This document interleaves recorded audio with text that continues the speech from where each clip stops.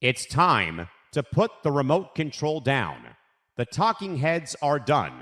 It's time for unfiltered takes over a nightcap. You're invited inside to discuss the weekend's biggest disasters, the surprising heroes, and everything that got missed over the course of the weekend.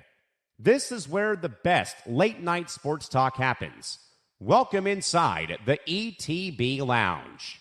And now, here's your bartender of banter for the evening, Callan McClurg.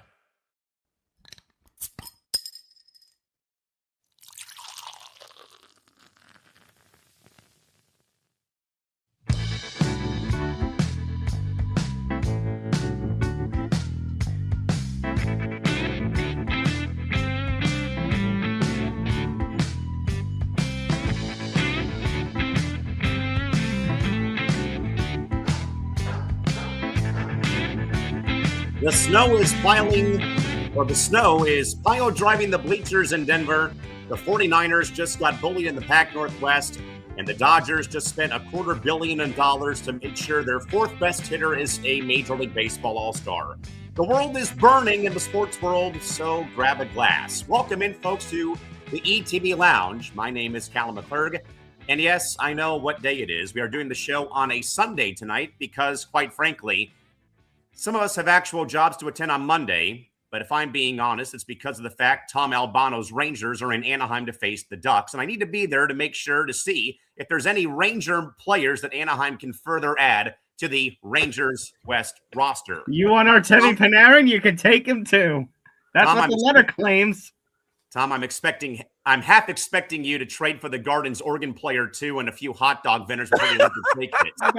I need to see the handshake line just to make sure no one accidentally goes to the wrong locker room after the game's over with on Monday. Drury's going to be selling everything and everybody. He's going to sell the peanut butter in section 306. Well, we couldn't leave you folks hanging though because the sports world is currently a wildfire. While we were prepping the bar tonight, the Patriots were busy reminding everyone that they still own January, smothering the Texans 28-16 despite Drake May trying to set a world record for fumbles. But hey, when your defense picks off C.J. Stroud 4 times, you can afford a few Butterfinger moments. And speaking of expensive moments, if you happen to see, guys, what the Los Angeles Dodgers did, they just dropped $240 million on Kyle Tucker. I am now convinced the Dodgers front office is simply a group of guys playing a video game with the salary cap setting turned off. They're collecting all-stars. Yeah, they're playing MLB 25 to show. By forfeit. Yes! Yes! That only means one thing when Nick's acting like yes!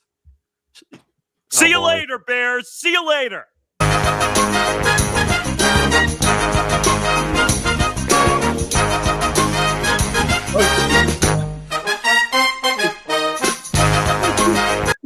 Oh, my goodness. Yes! But regardless, though, Kyle Tucker still got $60 million a year. Ohtani is still Ohtani, and the rest of Major League Baseball is currently looking for a support group. Meantime, on Monday, we got the big one. Number 1, Indiana versus number 10, Miami for the national championship. The Hoosiers are 15-0, trying to finish off a miracle, while the Canes are playing a home game at Hard Rock Stadium. It's the biggest game in Bloomington history and probably the only time people in Indiana have cared about a U that isn't their own. We have a massive show to break down for the next 2 hours. At the bar tonight is the man who signs our checks, our good man Nick Morrison, who filled in for Nick DiMartino on Saturday.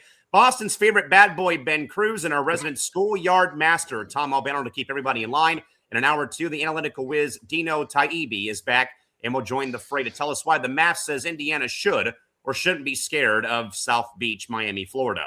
Gang, the scoreboards are off, the stadiums are empty, but in here, the lights stay on and the conversation is just beginning. Welcome into the lounge panel. We've got a Pats victory to dissect, a Dodgers spending spree to mock, and a national title game to preview. Let's get to work. Mr. Morganson, obviously you're going bonkers because the Rams have won. Good to see you, my friend. How we doing tonight?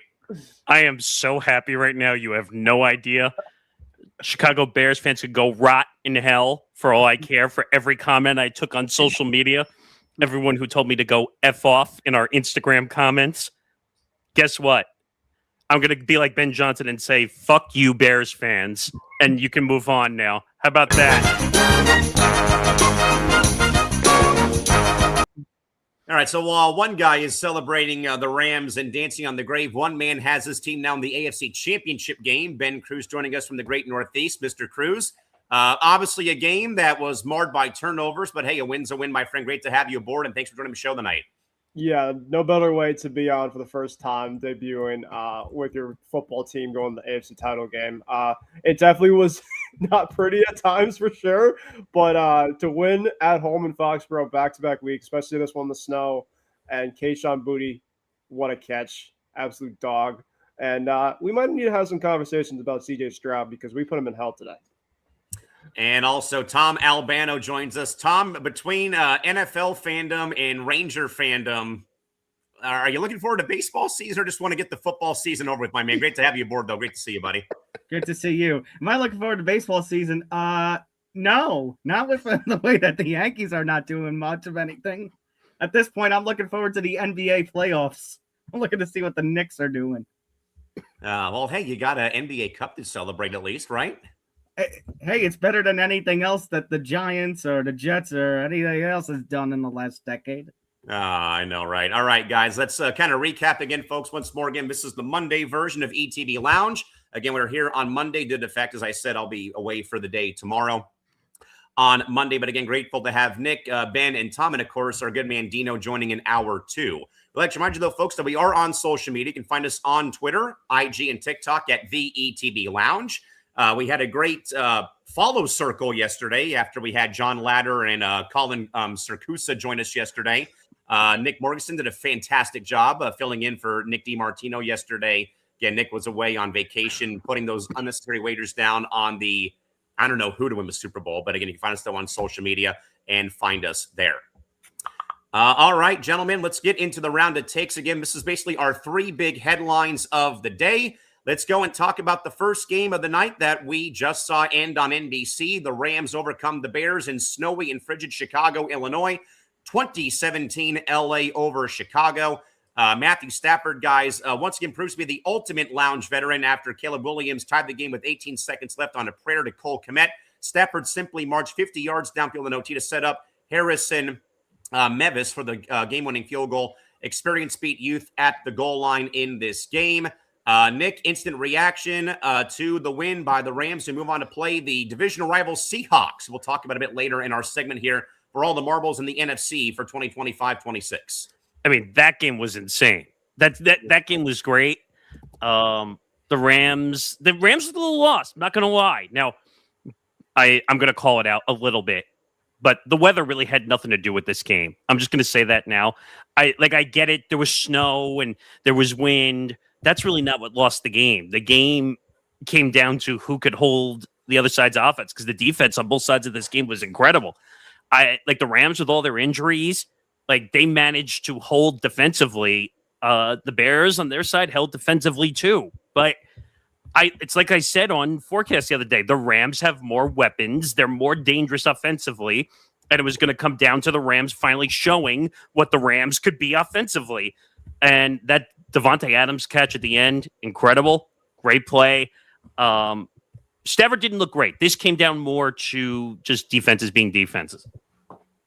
Ben, instant reaction to a classic at Soldier Field, Rams 20, Bears 17 that just went final before we took the air tonight. Yeah, I mean, that was like a typical Bears game in terms of shout out to the Bears fans. A complete heart attack, high-scoring games. They typically, honestly, win these type of games, but you have somebody on the other side that is trying to go for MVP right now, and very well could, and that's Matthew Stafford, and that's the difference. I think for the Bears, and I know, Nick, you might not be in favor of what I'm about to say here, but I'm going to take it spade to spade. I do think Caleb and Ben Johnson are the right match for the long term. Honestly, really the only thing I'll say about that team, I do think they have some pieces there, but, in a big game like this, Caleb throwing that pick in overtime, cannot have that. They had a chance to go all the way down.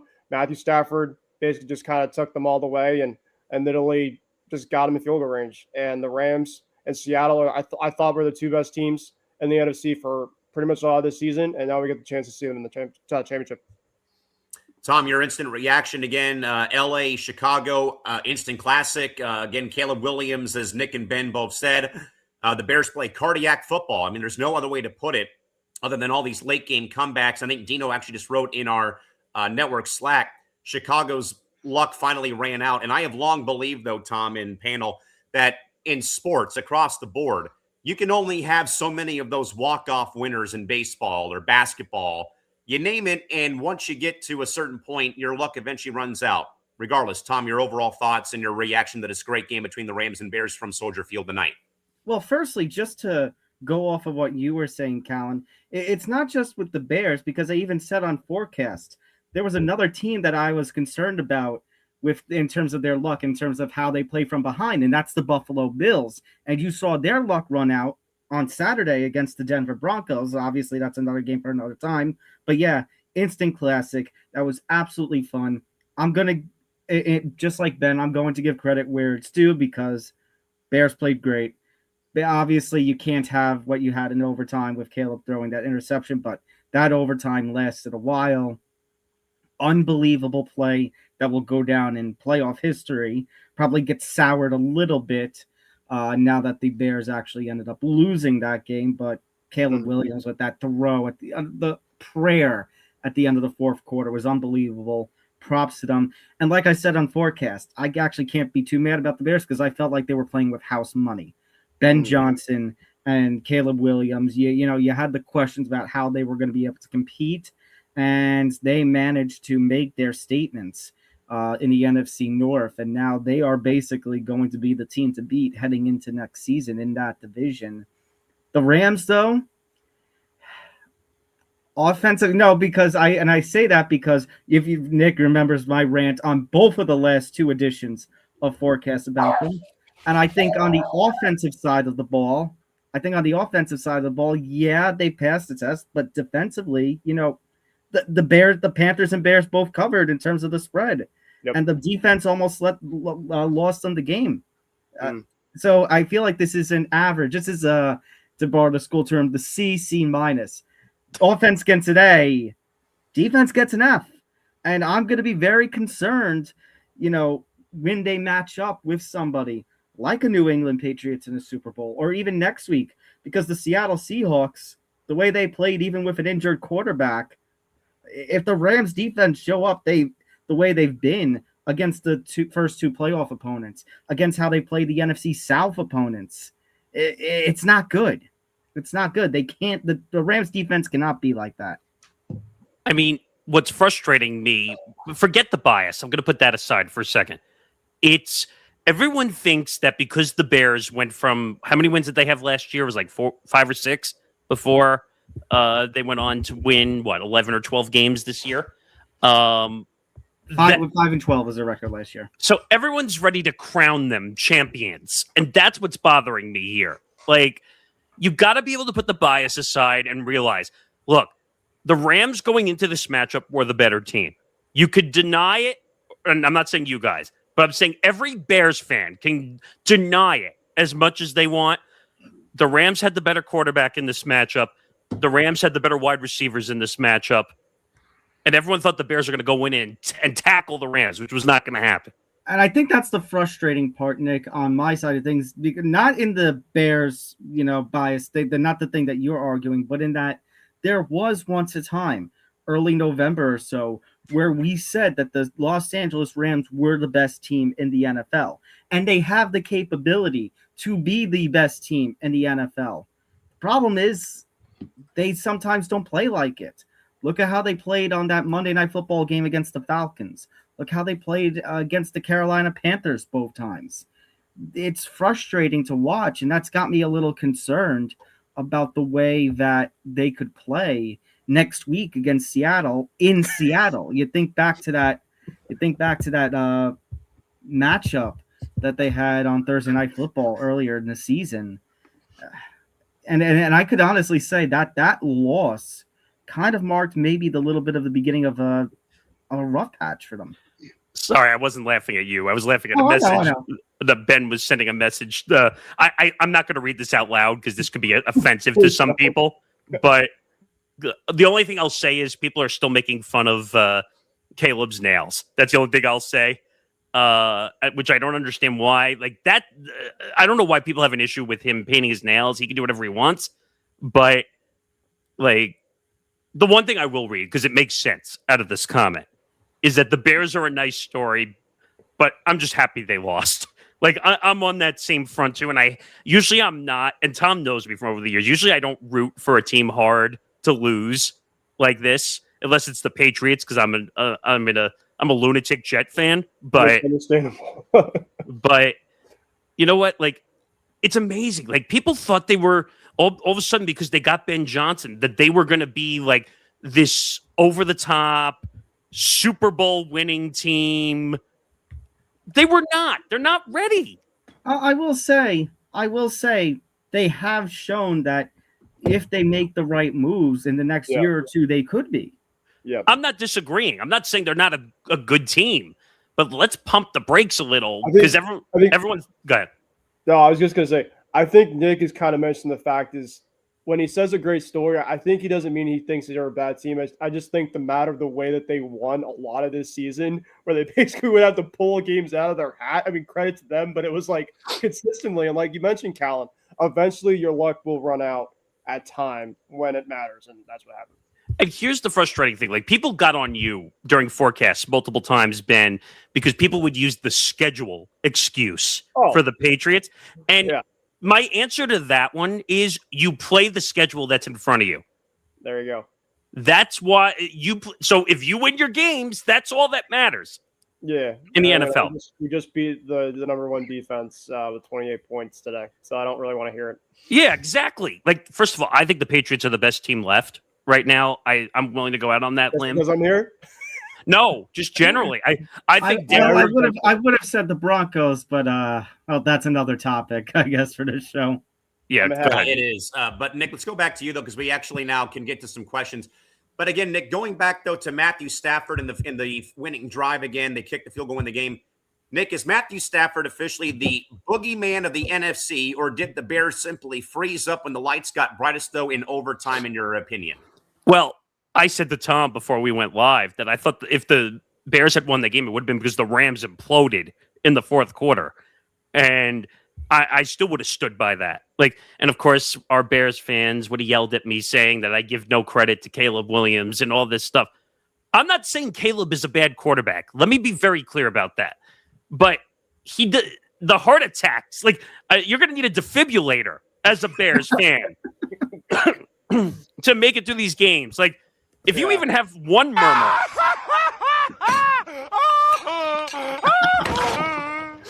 Thank you. But is he the boogeyman? No.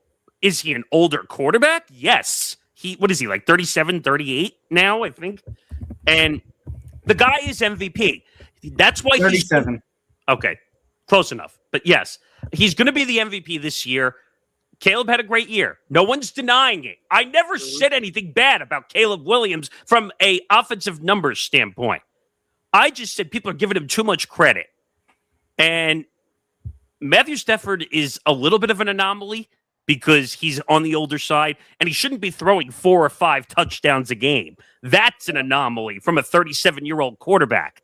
So is he the boogeyman? No. I just think he's finally found a home which allows him to be comfortable and play the way he should.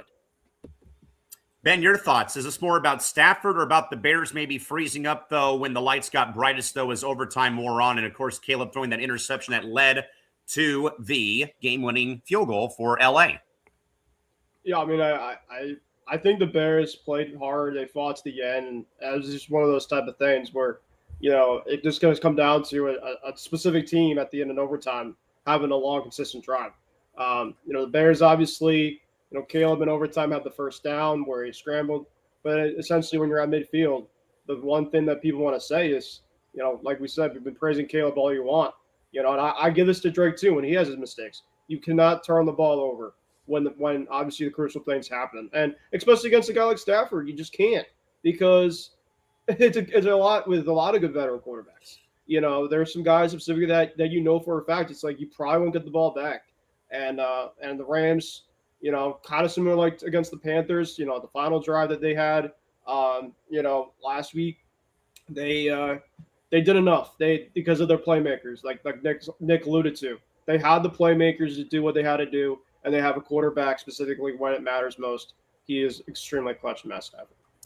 Tom, it's not quite Aaron Rodgers' "I still own you" involving the Bears.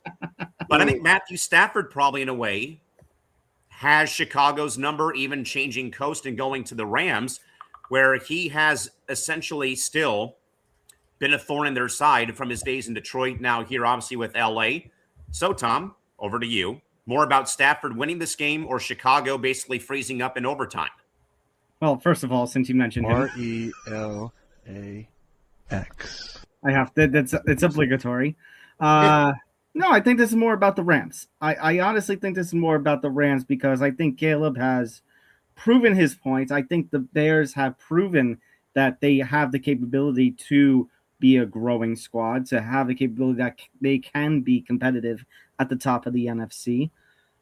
I think the only thing that freezes me, Callan, is that word boogeyman. Because football is not all an offensive sport. You know, you can throw for 4 or 5 touchdowns and be unbelievable, like Nick Morganson mentions. But when you have a defense that's letting up so much as it has over the last few weeks, it's going to be a real concern when the Rams, like I said, go and play Seattle or go and play a Denver or a New England, because of the way that the defense constantly lets Matt Stafford down. Having said that, what did I say back on Football Forecast when we were first discussing the playoffs? And actually, Nick, even better, when I guessed on ETB 300, I told you and Zan that what I was aiming for, the teams I was looking at in these playoffs were the Bills and the Rams because of one word: experience. And even though Josh Allen and the Bills are out of here now, Matt Stafford and the Rams are still in. And you know what? Who's got the Super Bowl experience? Who has a ring on their finger? Matt Stafford. And that's the point I was trying to make during forecast. Like, and again, this is not a slight towards Bears fans, what I'm about to say. Nope. But you need to realize that Stafford is the more experienced quarterback over Caleb Williams. Caleb Williams is going to have plenty of time to make the playoffs. What is he, third year now, I think? Or finishing his third year. So he's going to have plenty of time. And you're right, Ben. Ben Johnson and Caleb Williams finally found a coach that he can finally get into and have chemistry with. And I think Ben Johnson is a perfect coach because Caleb is willing to do the crazy play or two. Yeah.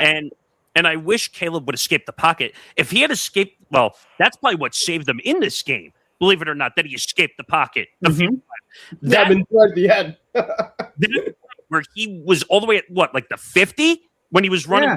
Yeah. Well, Nick, this is like what I said before we went on air. I saw that play and immediately I thought, maybe a little bit of Giants bias in here, but the David Tyree helmet catch in Super Bowl 42. Sorry, Ben. It's fair. I'm trying to have a good night. You can't run my parade right now, Tom. Come on. We're gonna move on, boys, to our Flat Beer Award, going to the Buffalo Bills, who I've long said, Morganson has long said, if there was ever a year for them to get to and win the Super Bowl, it was going to be this year with how the AFC did not have Mahomes or Lamar Jackson in it. Instead, they are drinking some very, very flat beer in the Mile High City, 33-30, Denver winning in overtime yesterday on Saturday. Josh Allen's 5 turnovers are the skunked beer of the decade. You cannot gift wrap a playoff game to a rookie like Bo Nix, who again leaves the game with a broken ankle, and expect to keep your elite status. Mr. Cruz, with 5 turnovers and a 3-point loss in overtime, in your mind, has Josh Allen officially reached his ceiling, or is the Buffalo coaching staff the real reason this glass is flat tonight here in the lounge? That's a tough question. And I like Josh Allen. I mean, I'm glad the Bills are out once again because that's just me being a Pats fan. But I've always been that person of, if he wins a Super Bowl, I can't be too upset because he's been so like just at the top of the top. We've always had great battles. But yeah, I mean, I think there's a lot of Bills fans too. I was actually watching it from a hockey rink on Saturday night. So I was watching a hockey game and watching the game, the Bills Broncos game at the same time. I know I'm crazy for that. But yeah, I mean, with Josh Allen, the turnovers, 4 3+ turnovers. People want to praise him all you want. I mean, And, you could say, well, the Bills defense let them down, which they did, a lot in the game. But, I mean, think about it. Right before halftime, 16 seconds left. You're down by a touchdown, and you try to become Superman. Of course, that's really been kind of his motto. But sometimes when you're Superman, sometimes the cape specifically has to be a little bit too much. And I think sometimes with Josh Allen is, he tries to be as hero as possible. And part of it's maybe he doesn't, well, people want to say, well, maybe he doesn't have the help. I don't know. When you have turnovers like that, you gift wrapped the Broncos 3 extra points when you didn't have to. Like, that's specifically something that you should be smart enough as like Josh Allen at this point in time in his career. And like Callan, like you mentioned, with the Bills, and I think Tom alluded to this, and Nick talked about this too during forecast, this was Josh Allen's time to – he didn't not only not get to the Super Bowl, he didn't even get to the AFC Championship, and which is absolutely crazy given the fact that now we have 2 quarterbacks that pretty much are runner-up for MVP, right? We got Jared Stidham, which obviously was not in the cards, but here we are. And we got Sam Darnold, who obviously has had a very promising, decent year for Seattle. But Arnie Morganson. Yeah, the coaching staff, Callan, is a really tough question because, like, I don't really know how much the coaching staff is going to really matter if Josh Allen can't figure this out in the playoffs. Because now this has been kind of common trend now with the Bills. And a lot of the time, specifically when it comes to it, I mean, yeah, Allen's obviously had his great games against Mahomes, which he can't fault for. But, when you specifically have this opportunity, and you saw him crying after the game, and I feel terrible for him. But the fact that I think he was crying is he pretty much said, man, if I can't get it done this year, when am I ever going to get it done? Because I think specifically you think that the Chiefs are probably going to be back. For anybody specifically that thinks they're not, you could talk to me privately, but Patrick Mahomes is Patrick Mahomes. You got Joe Burrow, who hopefully can get back to the playoffs. I mean, I know obviously, Nick, do not disrespect the Bengals, but if the Bengals got a defense, they probably was right. I was right. I know. But all I'm saying is you're going to have a lot of the top quarterbacks that didn't make it this year come back in the next couple of years. So if Josh Allen can't do it this year, I don't know when. I really don't. Tom, I think the stat now reads Josh Allen on the road in the playoffs, 1 win, 5 losses. I'll give you even better. I'll give you an even better stat. I will take your stat, Callan, and raise you. He is winless in overtime playoff games. I was just winless. Topping me. I was really just about to say that. So, Tom, your thoughts with this again? 5 turnovers, a 3-point loss. Has Allen reached his ceiling, or is Buffalo's coaching staff the real reason why they're drinking flat beer in the Mile High City? And you know what the sad part is, Callan? And I know this is the cop out, but I don't know because I'm sitting there in front of the TV just like baffled, like Ben said, that I've been harping on. Yeah. With how crazy the NFL is, you don't know if Lamar Jackson is going to make it back or Patrick Mahomes is going to make it back. What if those are 1-year retools and then all of a sudden they're back into it? This was, I don't want to say his easiest, but without that level of competition, playing some younger playoff inexperienced quarterbacks, this was the time to do it. This was the time to reach the Super Bowl. Callan, I've honestly reached the point where I don't think Josh Allen is not even going to win a Super Bowl. I don't even know if he's going to see a Super Bowl. Not in Buffalo.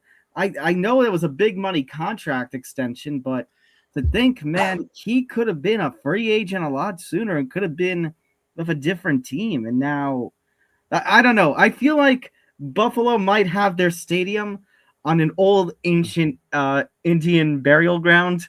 Oh, we believe that theory, huh? This team is freaking cursed, man. Wait a minute. Or you could be the Yankees who, when they were building a new stadium, someone tried to bury a Red Sox jersey under it. Oh, jeez. It was an Ortiz jersey. I will say, wow. Your quarterback can't always save you, and he definitely played a role in the game in their loss, but it wasn't all on him. And at this point, I don't know. I'd have questions about McDermott if he can really put everything together, because that's Ben said, and I agree with Ben. I think when you see those tears in his eyes, I think Allen knows. The whole comment that Nancy Romo made that he's turning 30. Well, yeah, he is about to go into the second stage of his career. Yeah. At this point, his window is shrinking, and I think he realizes that his time is running out. Morgeson, when I was at work yesterday, there was a usher that I always see around the arena who was living and dying watching the game on the Jumbotron before our game started. And he said, man, I don't want to be 0-8. And I asked him, what do you mean 0-8? He said, well, I'm originally from Buffalo. I now live in San Diego. So I've lived through the 84 World Series, the four Denver the 4 Buffalo Super Bowls, and then the Padres in 98. And I forgot what else he said. It's like, I don't want to keep seeing my teams, lose when it comes to it, though. It's probably the Sabres. I mean, yeah, the Sabres in 99, that, and then, whatever else that is in Buffalo that is lost, not named the Buffalo Bandits of the NLL. But again, though, Nick, obviously, they do all the work to come back. They get close, and then ultimately it's same old Buffalo Bills. So your thoughts on the question, though, is Allen hitting his ceiling, or is this more on the coaching staff maybe hitting their ceiling, though, too? Your thoughts? First of all, we need to pump the brakes on the ceiling of Josh Allen. He's too young to be hitting his ceiling right now. Currently, what is he, 30, we said? So he's going to be turning 30. He's going to be 30 the next NFL season. So let's pump the brakes on hitting the ceiling. It's way too early to be, making those comments. I guess my point was just at this point, it's got to be the most frustrating thing because at this point, like I said, I don't know what Buffalo's got to do. What I will say, though, is that contract is ridiculous that the Bills gave us 6 years, $330 million. Now, I know quarterbacks are paid at a premium. They're all making $55 to $60 million a year. But the Bills, I don't think they were billed to be Super Bowl caliber. That's the problem. Like, everyone builds them as high up. 2 teams we look at every single year, the Bills and the Ravens. And what happens to the Bills and the Ravens every time they make the playoffs? They flop. And they don't make it to the Super Bowl. Right. But to go back, but to go back, no Mahomes, no Lamar Jackson. Who else am I leaving out? No Joe Burrow. Like the top 3 quarterbacks essentially were not in the playoffs. If you were going to strike oil, this was the year you had to strike. And you completely lay an egg almost against Denver, which... First of all, I thought Denver was going to win all along. That was my pick. I didn't just have them as spread. I think I said during the show I thought they were going to win outright. But now it's an unfortunate injury. What happened to Bo Nix, breaking a bone in his ankle. And by the way, I think Stidham, who's the backup, they said he's the least amount of experience since Roger Staubach entered the playoffs to come in. And I think they got clobbered like 26-3. When he came in. Now, don't worry. The last time a backup quarterback played New England in a playoff game, it was a Super Bowl victory for Philadelphia. Some guy named Nick Foles out of U of A. Sorry, Star. That guy probably gets a free meal in Philadelphia every time he shows up there. But I have Tom tell me about David Tyree. I got you talking about that. But I understand. But I want to say, first of all, Josh Allen looked like a complete, I'm not even going to say it, P word. In my opinion, up on that stand. Because, come on, man. Like, you're crying over a loss? There's no crying in sports.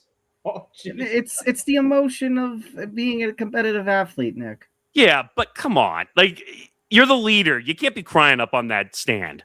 Like, and first of all, I don't blame him for the loss. What? I blame McDermott and the coaching staff for the loss. McDermott should be fired. I've had enough of everyone saying McDermott's the best coach in the league. The Bills are going to win a Super Bowl. They're going to be the best team. Josh Allen's the best quarterback. They're not. If they were, they would have won a Super Bowl by now. They would have been in one. Or they would have, or better yet, Ben's right. At least get to one, yes. So how McDermott survives being fired year after year after not making it to a Super Bowl is shocking to me. John Harbaugh, who got fired and is now the Giants head coach officially. Mm-hmm. He was there for what, 19 seasons? 18 years. Yeah. 18 years. And he gets fired? Well, I'm even shocked that, like, the only reason I can see them not firing McDermott because Matt LaFleur pulls off one of the biggest playoff stinkers, and he's getting a playoff contract extension. That's a whole nother one that I'm. And I'll raise the glass on Albano. Their ownership is not also the very best with the Bills either, because the Pagulas are notoriously for being cheap too as well, believe it or not. No, I get it, but I think Josh Allen looked like a crybaby, partially up on that presser a little bit. Your life is not ending because you lost a playoff game. You have $300+ million guaranteed. You're married to Haley Steinfeld. You're about to have a kid. Your life is perfect. Stop crying up on the stand when you lost the game. All right, guys, let's go from that to the bar brawl moment, and it was a bar brawl in the PNW. The Seahawks beating the crap out of the 49ers. Seattle 41, San Francisco 6, all starting off with a kickoff return that literally got Lumen Field shaking, and it did, in fact, register an earthquake on the seismographs outside of Lumen Field in downtown Seattle. Fellas, the takeaway from this game, a 35-point rivalry execution by Sam Darnold and the number 1 seed Seattle Seahawks. Mike McDonald did not just win the game. He basically ended Purdy and Shanahan's era as we potentially know it. Mr. Albano, with McDonald and Darnold hanging up 41 on arrival in the playoffs, are the Niners officially dead or resting in that electrified injury tent in Santa Clara, California? And this was the concern that Johnny and I both mentioned on the last edition of Forecast, was thinking about that Week 18 game and how Seattle managed to win it in a one-sided fashion. But even then, that score did not compare to this. And this was with an injured Sam Darnold as well. So I think this was just a matter of the San Francisco being too beat up. No, yes. Seriously. You know, I called them on Football Forecast the Walking Dead. That they just managed to continue to go and go and go in spite of all of their injuries. It's just a shame, you know, when the best team in the conference plays in the best at this point. 2 teams in the conference are playing in the same division as you, and that basically ended up being their downfall. Is this going to be the end of the relationship? I don't know. I want to say no. I think it's just going to be a matter of the hope is going to be for a healthy San Francisco team heading into next season. Now, I want to just double check and see the contracts that are expiring. It appears to be Trent Williams, Jake Brendel, Lenore, Juwan Jennings is there. So a lot of their O-line and some of their offensive weapons really up on the contract side. Yeah. But I will say I think the 49ers will manage to regroup. I think they will. I don't know if I can say they're going to be at the same level as we'll think, you know, heading into the 2026 season come the fall. But I'm confident that they can still be a competitive team. I mean, the NFC West, and I think this is kind of why I also gave the edge to the Rams back on Forecast, because the NFC North was a tough division, and I gotta give not as tough as the West though. I gotta give credit to the Bears in that coming out of a tough division, because everyone in the NFC North finished with a winning record, if I'm not mistaken. The Detroit and Minnesota, I both think, got to 9 wins. Yeah. So credit to that. Meanwhile, the NFC West had the Arizona Cardinals. But at the same point, you had 3 playoff teams come out of the NFC West, and entering Week 17, they were all viable to be the number 1 seed. So that's why I said I think it's going to be tough for the 49ers, given that the Seahawks and Rams, who are in the conference championship now, are playing in their division. I think it's going to be tough for the 49ers, considering the rise of the Bears. The Eagles are still around. You never know what teams are going to make strides heading into next season. I think they can still be competitive. Nick, this game was over at halftime. And I think it was over before. And I even was, telling people in a way, the Niners became compromised after Kittle left that game against Philadelphia. I mean, the guy literally killed a whole bottle of tequila after he had come off the field, apparently, from the owner's box up in Philly. And I'm like, okay, but it's great you won a game, but now the road's going to end here. And literally, when you get hit like that, 96-yard kickoff return to start the game, it's already downhill from there. And I think, though, Nick, you said a very, I think, great point last Monday. Kyle Shanahan never gets credit where credit is due for doing everything right with nothing at his disposal. So I don't think, though, that this Purdy Shanahan era is done. They got to go and find guys that can actually stay healthy for a full season. But Nick, though, your thoughts on him? I think somewhat in a way shocking final score. I think we kind of knew, though, it was going to be Seattle winning probably, but not by that scoreline. I mean, Seattle's a tough team, man. I think they're going to be a tough team all the way down to the end. Even Sam Darnold, who I will still despise because he couldn't do it in a Jet uniform at all, but I got to give Darnold credit where credit is due. Also playing through that oblique injury and still managing to throw the football. But can I stop real quick? Why am I of the belief, though, that I know that they put him on the report, but why do I think that was all gamesmanship done by the Seahawks? They can't do that. They can't do that. I'm of the belief it was, but you can't, because if you have to have a medical evaluation to end up on the injury report. So unless you have, that would be fraud if you put someone on the report without a medical evaluation. Well, you see this across all sports. Look, Joel Embiid, how many times has he ended up on the injury report and then the Sixers get fined like $100,000 because then he's playing in the game? I mean, like, Kawhi Leonard, that's another good one. Well, that's how the whole the Cavaliers. load management. How load management started. The definition of load management. The definition in the dictionary, Kawhi Leonard for load management. But aspiration, that too. But you know what? Seattle totally just owned this game. And it was very odd when we were doing forecast on Friday. People were saying, oh, well, Sam Darnold's not going to play because of the injury. You really think Sam Darnold was going to miss a chance at playing in this game? No, but I definitely thought that his production was going to be down. And I thought, given how the Niners had continued to walk through fire this whole season, that it would be a low-scoring competitive game. And then, crap. But JSN is just an incredible player, too. Like, yes. Saying they're injured is just so the media can get attention. Sorry for people who are just... No, I disagree with this totally. Gamesmanship. I don't care. Gamesmanship. I don't watch this sport anyway. Callan and Cal. They can't put someone on the injury report unless they have a medical evaluation.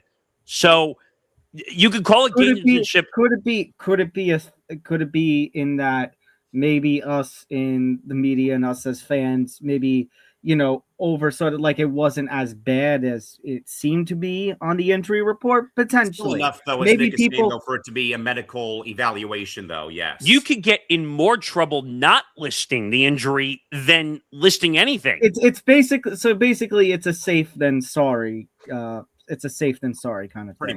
Because you have to tell the other team, hey, this guy is possibly injured. One, that could be dangerous because if you don't know someone's injured, then you hit them and then they get hurt more. Like that's a different issue if someone gets hurt more.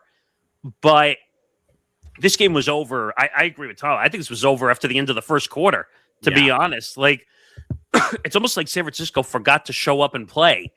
But they've had so many injuries. Trent Williams was hurt. Ricky Pearsall was hurt. Kittle being gone again. Well, and by the way, if I'm the Niners, I might think about getting a new tight end because the guy can't stay healthy. He's been hurt, 3 straight seasons in a row, I think? Yeah. And it seems like every time he's hurt, it's playoff time. Usually. And it's season ender, usually. It's a season-ending injury. Well, the point I was going to make is that, was it an ACL or an Achilles injury?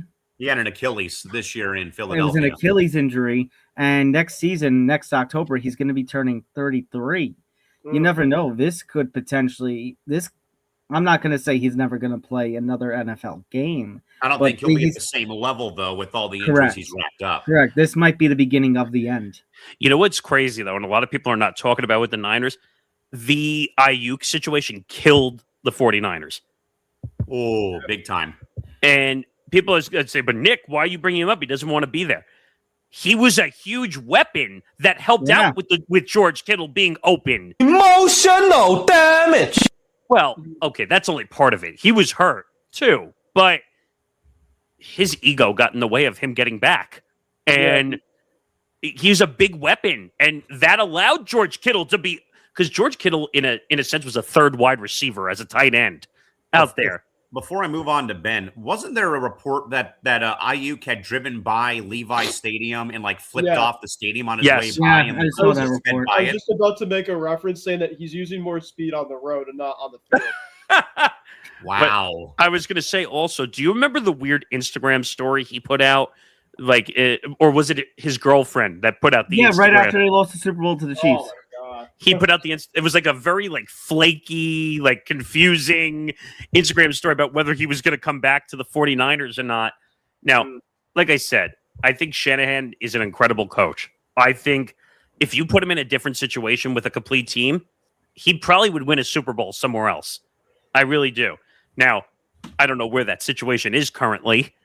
Actually, and it'll never happen. Drop him in Green Bay and see if the culture changes there.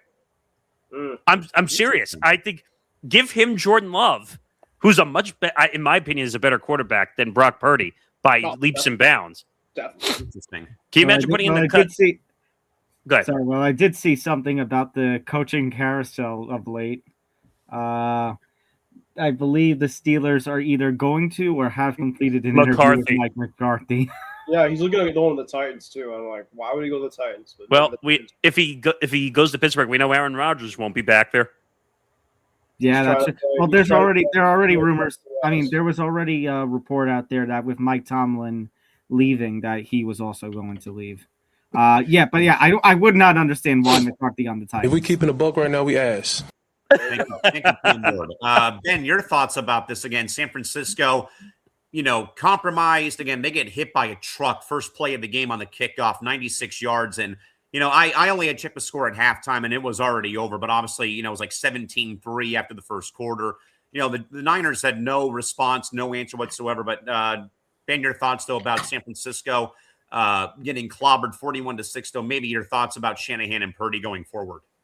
Yeah, well, obviously, number one was I checked the score of this game when I was in a parking garage at the hockey game I was at last night. And I was trying to figure out what the score was because I had no signal. Then I finally get out of the garage and it said 17-3. And I said, what happened here? But yeah, I mean, the kickoff return, obviously, that's kind of a first crazy start to it. Number two is we talked about, obviously, the Bears in terms of, I wouldn't say that they're luck running out in terms of finding a way to win these big games at the end. But I think the walk-in mooted luck for the Niners finally started kind of catching to them last night, unfortunately, in which if they were healthy, this game would have been a lot closer. No Trent Williams. That's a massive loss. Mike McDonald is a hell of a coach, by the way. And he's a defensive-minded type of coach. And a coach specifically that now knows kind of the overall playing style of what the Niners want to run. And that's basically north to west, east to whatever you kind of want to do. That's kind of the Shanahan type of mojo. And they just got under Brock Purdy. They basically said that, George Kittle, obviously, unfortunately, he got hurt. So you had to kind of beg on somebody else. Even McCaffrey was banged up a little bit. It was just kind of like the story of the season for the Niners team is, like, every single, main guy that they had, was out. And, of course, you could say, well, next guy up. Most of their main guys were out. So it's it's really hard to kind of get yourself into a rhythm. And, I think Seattle can go all the way to the Super Bowl. I think that they have the overall game plan with their running attack. I don't think anybody's talked about Kenneth Walker yet here, but he had 3 touchdowns. And Tom, I don't know if Tom mentioned about this, but Seattle basically used a very similar game plan that they used last night to beat them in the last matchup and basically saying, run the football on them. They had no Fred. That's what you're referring to when I talked about on Forecast, because I know because Nick had mentioned the 49ers using CMC. And I said to counter that, Seattle should use Ken Walker and Zach Charbonnet. And I hope Zach Charbonnet is okay after what he went through. That was a massive hit, by the way, on the sideline that he took. I mean, wow. Their two-headed monster honestly kind of reminds me a little bit of our two-headed monster running back of Ramondre Stevenson and Travion Henderson, of two guys specifically that are very effective via the run and can beat you different ways. In terms of the second part with Callan asking me about Kyle Shanahan and Brock Purdy, I don't think this is over. I don't know if Brock is the long-term answer. I kind of want Max Jones to succeed as a Pats fan myself and for him to get a shot. But I don't know. I mean, I agree with Nick in terms of Brandon Ayuk. That was kind of a massive guy that Brock tended to used to have for a while. And then George Kittle might not be the number one main guy at tight end anymore if he can't stay on the field consistently during the playoffs. But Kyle Shanahan, Callan is just such a really good offensive mind coach. I mean, those don't grow on trees. So I think that this is not specifically over, but it would be nice for the Niners to try to stay healthy as much as they can, which they haven't been able to. I think Kyle Shanahan is like the 5-tool player in Major League Baseball, where he can reach into any part of the tool bag and say, okay, I need this, I need that. Yeah. I'll go to CMC here. I'll go to Jennings here. I think one thing that kills them is that Purdy just doesn't run out of the pocket either. I think that's a big problem. And that could have killed the Rams tonight also, because Stafford is, and Tom will hopefully get a chuckle when I say this, but I think he's worse than Eli Manning leaving the pocket, I think. Because Stafford literally, there was quite a few times, Tom, where he had open grass in front of him, and he still threw the football. Well, that goes with Stafford being one of these old school quarterbacks. But he never did it. But he never did it. Well, I'm saying he comes from a time pre-2010 where you didn't have too many scramblers. Now you've got quite a few scrambler quarterbacks. But I'm saying he won't even do it when the pocket collapses. He won't even escape the pocket, which is why I thought towards the end maybe the Rams are going to blow this game at the end because he doesn't escape. He might need it though on Sunday. Against Seattle? He's going to get pummeled if he doesn't leave the pocket fast enough. Yeah. That's not. Yeah. That's why I said even though I thought the Rams were my NFC representative in the Super Bowl when I was with you guys on ETB 300. The way that the Rams have played overall the last couple of weeks, I really don't know about that. Yeah, I don't know. And by the way, another thing that I'm seeing now, because I'm monitoring social media to see how people are reacting to the Bears game, the Caleb defenders are out like crazy.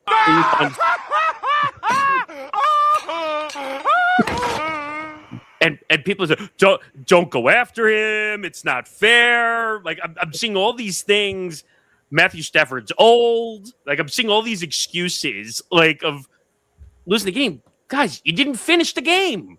Threw a pick in overtime when it mattered. Sorry. Yeah, it's just and people are getting mad also because people are saying oh, don't make fun of his fingernails. That's another thing that's coming out now on social media, which I don't understand why that's coming out. Who cares? That's but I think what it is because you have the trolls out there who now that they lost are just gonna poke at every single thing. Yeah. I just think that's ridiculous. Cal, as far as your thing goes, I did see that the Steelers were open for a reunion. I just don't know, and I don't know, and maybe I'm misinterpreting the reports. That I don't know if it's the other way around. I don't think if there's reciprocal feelings there. I don't know if he wants to come back. It'll be 1 week before the regular season. He'll decide he wants to come back. Oh, you mean he's gonna? His mentor Brett Favre has taught him. Good. Well, I'd want to see him come back so I can go see him at Gillette. Get his ass. I don't know.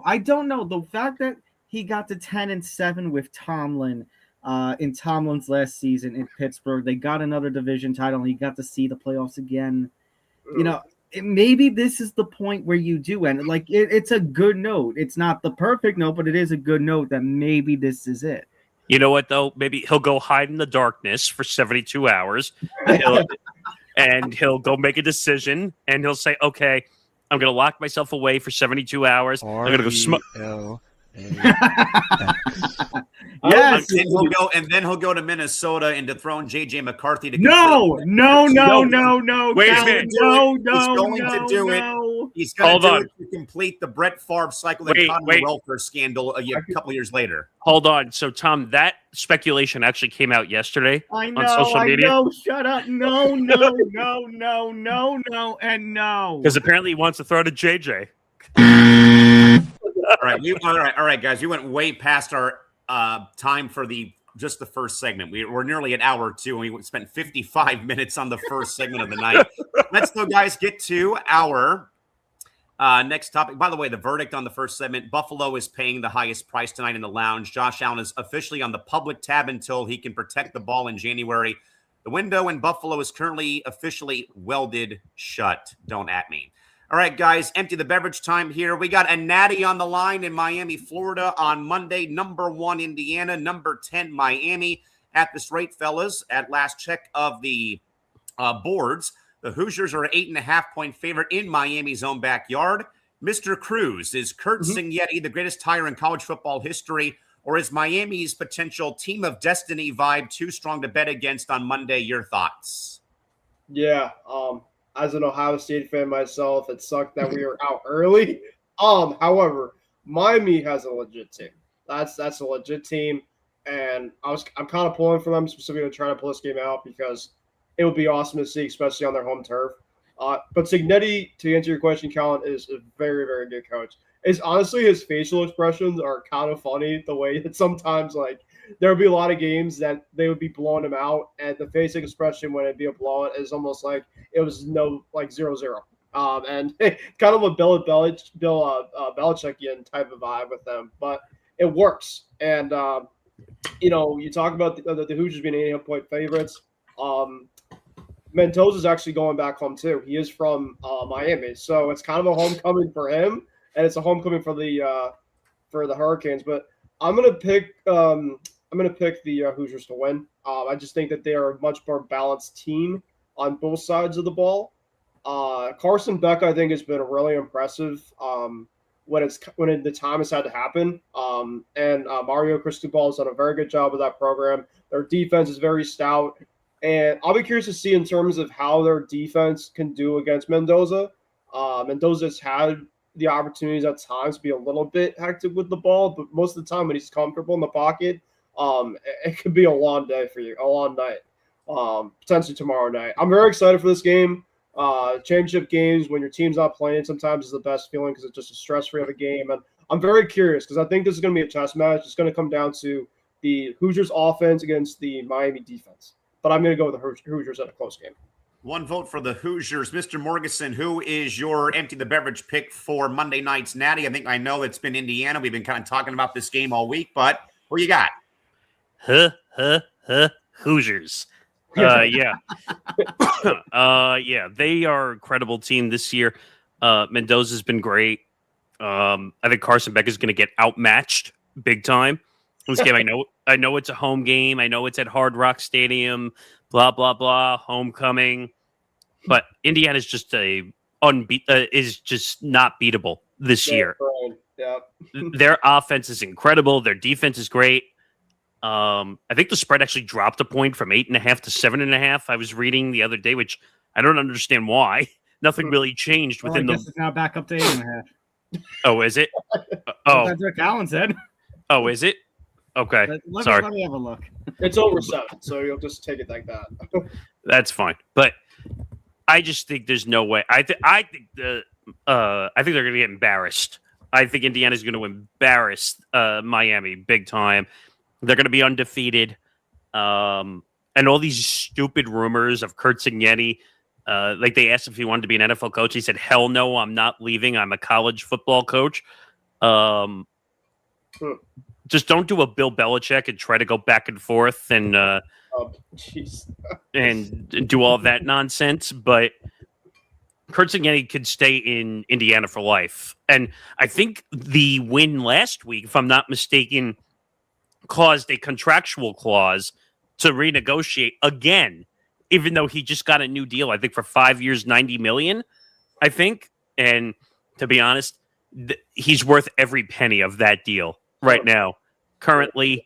And now that they're a great team, everyone's going to want to go there. That's a potential recruit. And I think they're going to put more, and this is going to sound ridiculous because I hate it, but they're going to put even more NIL money now into Indiana. And by the way, Mark Cuban is totally backing them right now. So there's your billionaire, like in like Phil Knight in Oregon, or like you have plenty of money coming, so they'll be fine. Tom, there is an episode, I think, of Benchmarks or Small Market coming out, I think, around March Madness. where I talk about programs like Indiana, for example, in football. But mainly it's about March Madness for like Farley Dickinson University, where no one's heard of them, San Diego State, Gonzaga, VCU, all these mid-major programs who, go on runs, and what that does. And it's actually a thing called the Doug Flutie effect. After the Hail Mary that he threw to beat Miami, ironically enough, Boston College saw a surge in applications with the student body. So there is like a effect, though, when it I'll comes add to one to you. I'll add one to that, Callan. How about Florida Gulf Coast? Florida Gulf Coast comes to mind. Dunk City, USA in 2013. So, if you're an Indiana fan and we've only known you for basketball and for Gene Hackman in the movie Hoosiers, you're on the map now finally when it comes to football. So, Tom, your thoughts, though, here about this game coming up on Monday. Number 1, Indiana. Number 10, Miami, Florida from Hard Rock on Monday night. So actually what's funny is, Callan, to go off to what you were talking about, Nick DiMartino actually did mention on the latest edition of Forever Power 5 how he felt that this is one of the positives that have been seen through NIL and the transfer portal rules. Now, my opinion is it's still chaotic and maybe a little too chaotic, yes, but it is shining some light on different schools and giving them more opportunities rather than putting all of the focus on a select few Power 5 teams like we saw with the Alabama dynasty or Georgia constantly in the mix.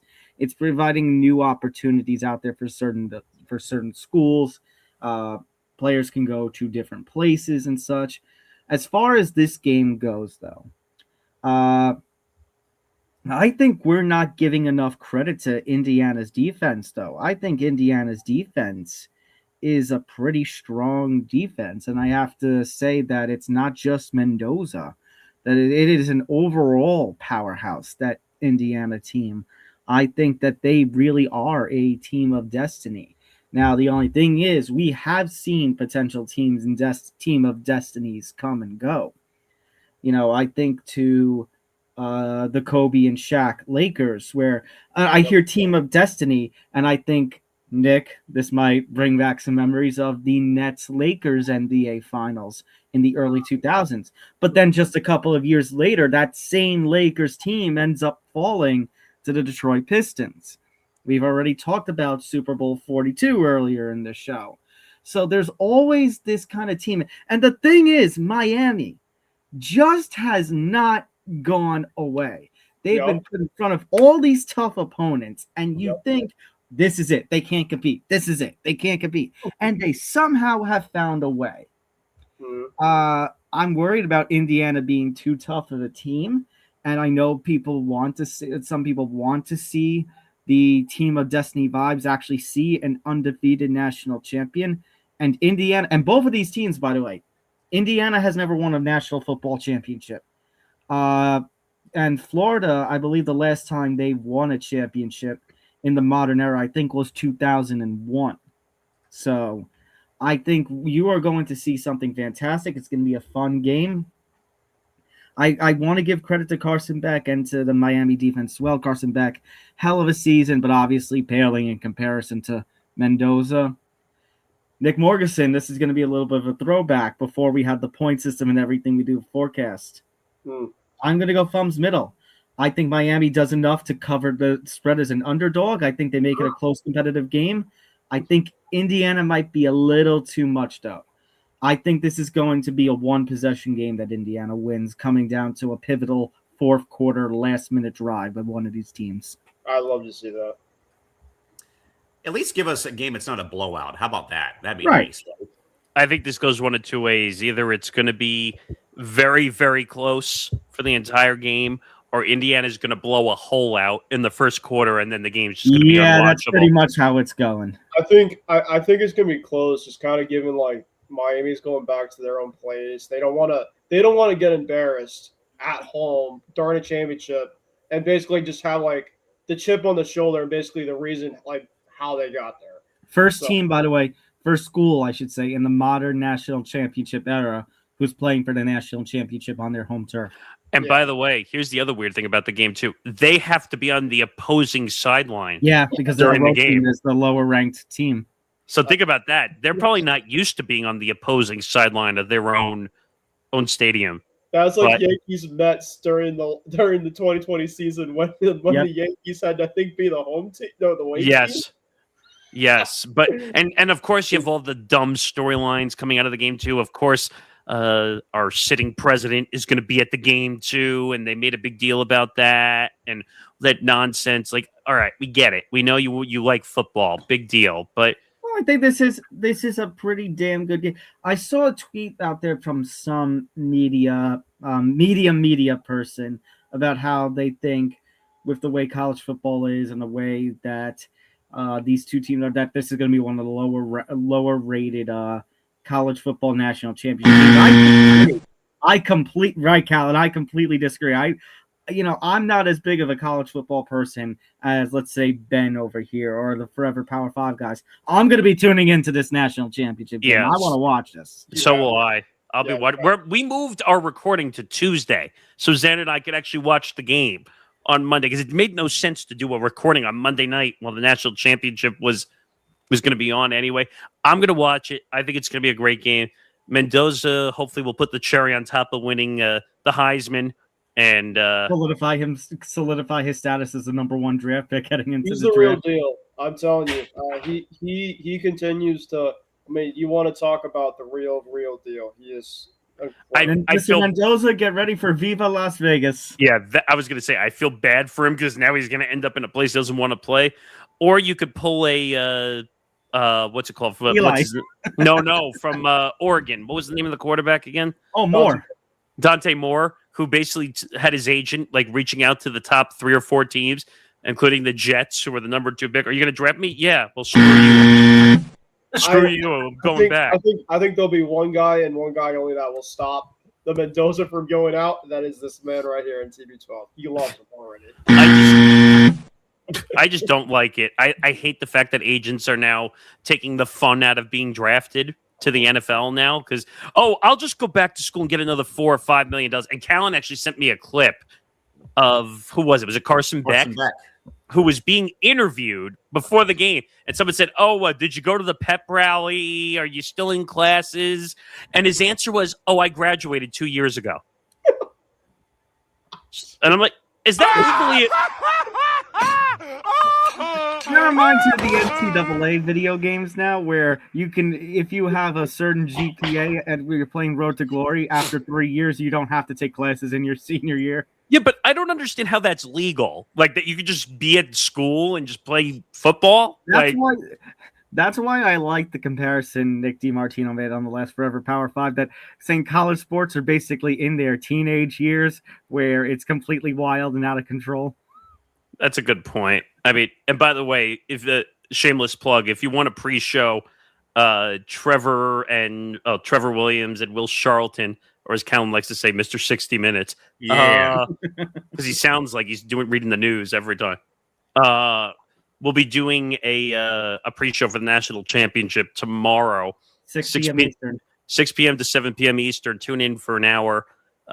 Even though they just announced the game is not going to start until 7:50 now. Remember? Well, you know what? I thought it was going to start at like 8 or 8:15, so credit to them. Remember all the complaints about March Madness that that national championship never tips off till like 9:20? Well, yeah, because God forbid they got to get the West Coast in. Didn't you know? That's no slight at you, by the way.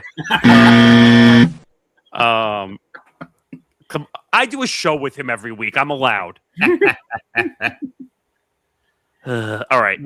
Where are we going now? Next. We're going to go, guys, to bench money and talk more about the Dodgers signing Kyle Tucker to a 4-year, $240 million deal with the LA Dodgers for a $60 million AAV. Exactly. This, of course, adds more to the Dodgers already, who have already won back-to-back World Series. They have claimed to want to go for a three-peat to really ruin the game of baseball, which they already have for somebody who has to play them 13 times every damn sense to me. Season. But that would include me here in San Diego with the Padres and the Dodgers being in the same division. So, Mr. Morgeson, I'm sure you guys talked about this last night, but Nick, does adding a $60 million a year outfielder to a roster with Ohtani, Betts, Freeman, and more actually make the Dodgers better, or simply make them the most hated team in sports history, excluding the Steinbrenner era Yankees of the 90s? Here's what's frustrating about this, and I think Tom can get behind me on this one, is everyone's trying to compare this to the Yankees. That it's that, oh, they're the big bad Yankees and they spent all this. It's not the same thing. If you're going to make a comparison like that, then you'd have to go back to like pre-baseball. Like you have to go back to the 30s, 40s, 50s. Murderers Yankees. Row in 1927. Right. The 90s Yankees actually had homegrown talent. I'll repeat what I've said in the chat. How many times, where's the homegrown talent on the current LA starting lineup? I'm trying to think of any, but you want to go back to that 90s team. You had Posada, Jeter, Bernie, Mo. I'm not talking about the Yankees. I'm talking about the Los No, but I'm Angeles just saying Dodgers. generally. But That's yeah. But the Okay. Dodgers, it's absurd. I think I read that their payroll is $413 million. But then you got to have all the deferrals. No, I think that was included. I think. Oh, God. I'm looking this up really quick just to see what the luxury tax number is for 25, 20, or was it be 26? Payroll alone is worth more than 12 teams combined, apparently, in Major League Baseball. Oh, yeah. And Callan and I are going to talk about that. Actually, this is a good plug, Callan. I just thought of this, too. So David Sampson, the former Marlins president, is going to be joining us on Press Row on Wednesday. And we are going to talk a shitload about the Dodgers and potential salary caps. David is probably one of the smartest guys I've seen when it comes to breaking down the numbers, the salary cap. He also does a show called Nothing Personal, where he breaks down all the business across the sports world, like Callan and I do on Press Row. But what was some of the things you and I were saying that he was saying? Like, he basically said it's not destroying the sport. It's just the way the rules are constructed. It's something along those lines, I think, yeah. Because how do you stop the Dodgers? The only way you stop the Dodgers is you make a rule that there's no deferment. That's the only way you stop it. How do you stop? Like, if they're just going to defer, how much have they deferred? Over $1 billion? I think like 1.2 billion has been deferred. How is that not what's happening currently with the Clippers, where they're circumventing the cap by giving it to a tree-hugging company in Aspiration? And we still don't have any official word, by the way, of that investigation, which should be coming by All-Star Weekend at Intuit Dome in Inglewood in a couple of weeks. But I just looked at the number. The luxury tax number is $244 million going into the season. The Dodgers are at 413. Think about that. And then this deal, which most people don't look at where the penalties are when you sign these big deals. So it was 4 years, $240 million, right? Yes. So, Tom, do you want to know how much that $60 million a year costs on Kyle Tucker? What? $126 million a year. I just think it's absolutely ridiculous that in terms of average annual value, Kyle Tucker is being paid more than Juan Soto, being paid more than Aaron Judge. Like the Michael K. soundbite His contract alone is worth more than, I think, 3 teams' full payrolls for the season. Make it make sense to me. Like, yeah. Kyle Tucker is not the 1A player that a Soto or Judge is. I'm Yeah, sorry. but this is an embarrassment of riches. Let's just call it what it is for the Dodgers. Because right. And I understand the arguments are going to be, well, this is just how free agency works, because now that he's a free agent, now the market's going to be set and everything. It just, I don't know. It just doesn't make sense to me. So, Cal's just asking what time on Wednesday. 4:30 p.m. Eastern time on Wednesday. He'll join us. Go ahead. Go ahead, What are you Ben. going to say? 2 things about this, by the way. Number 1.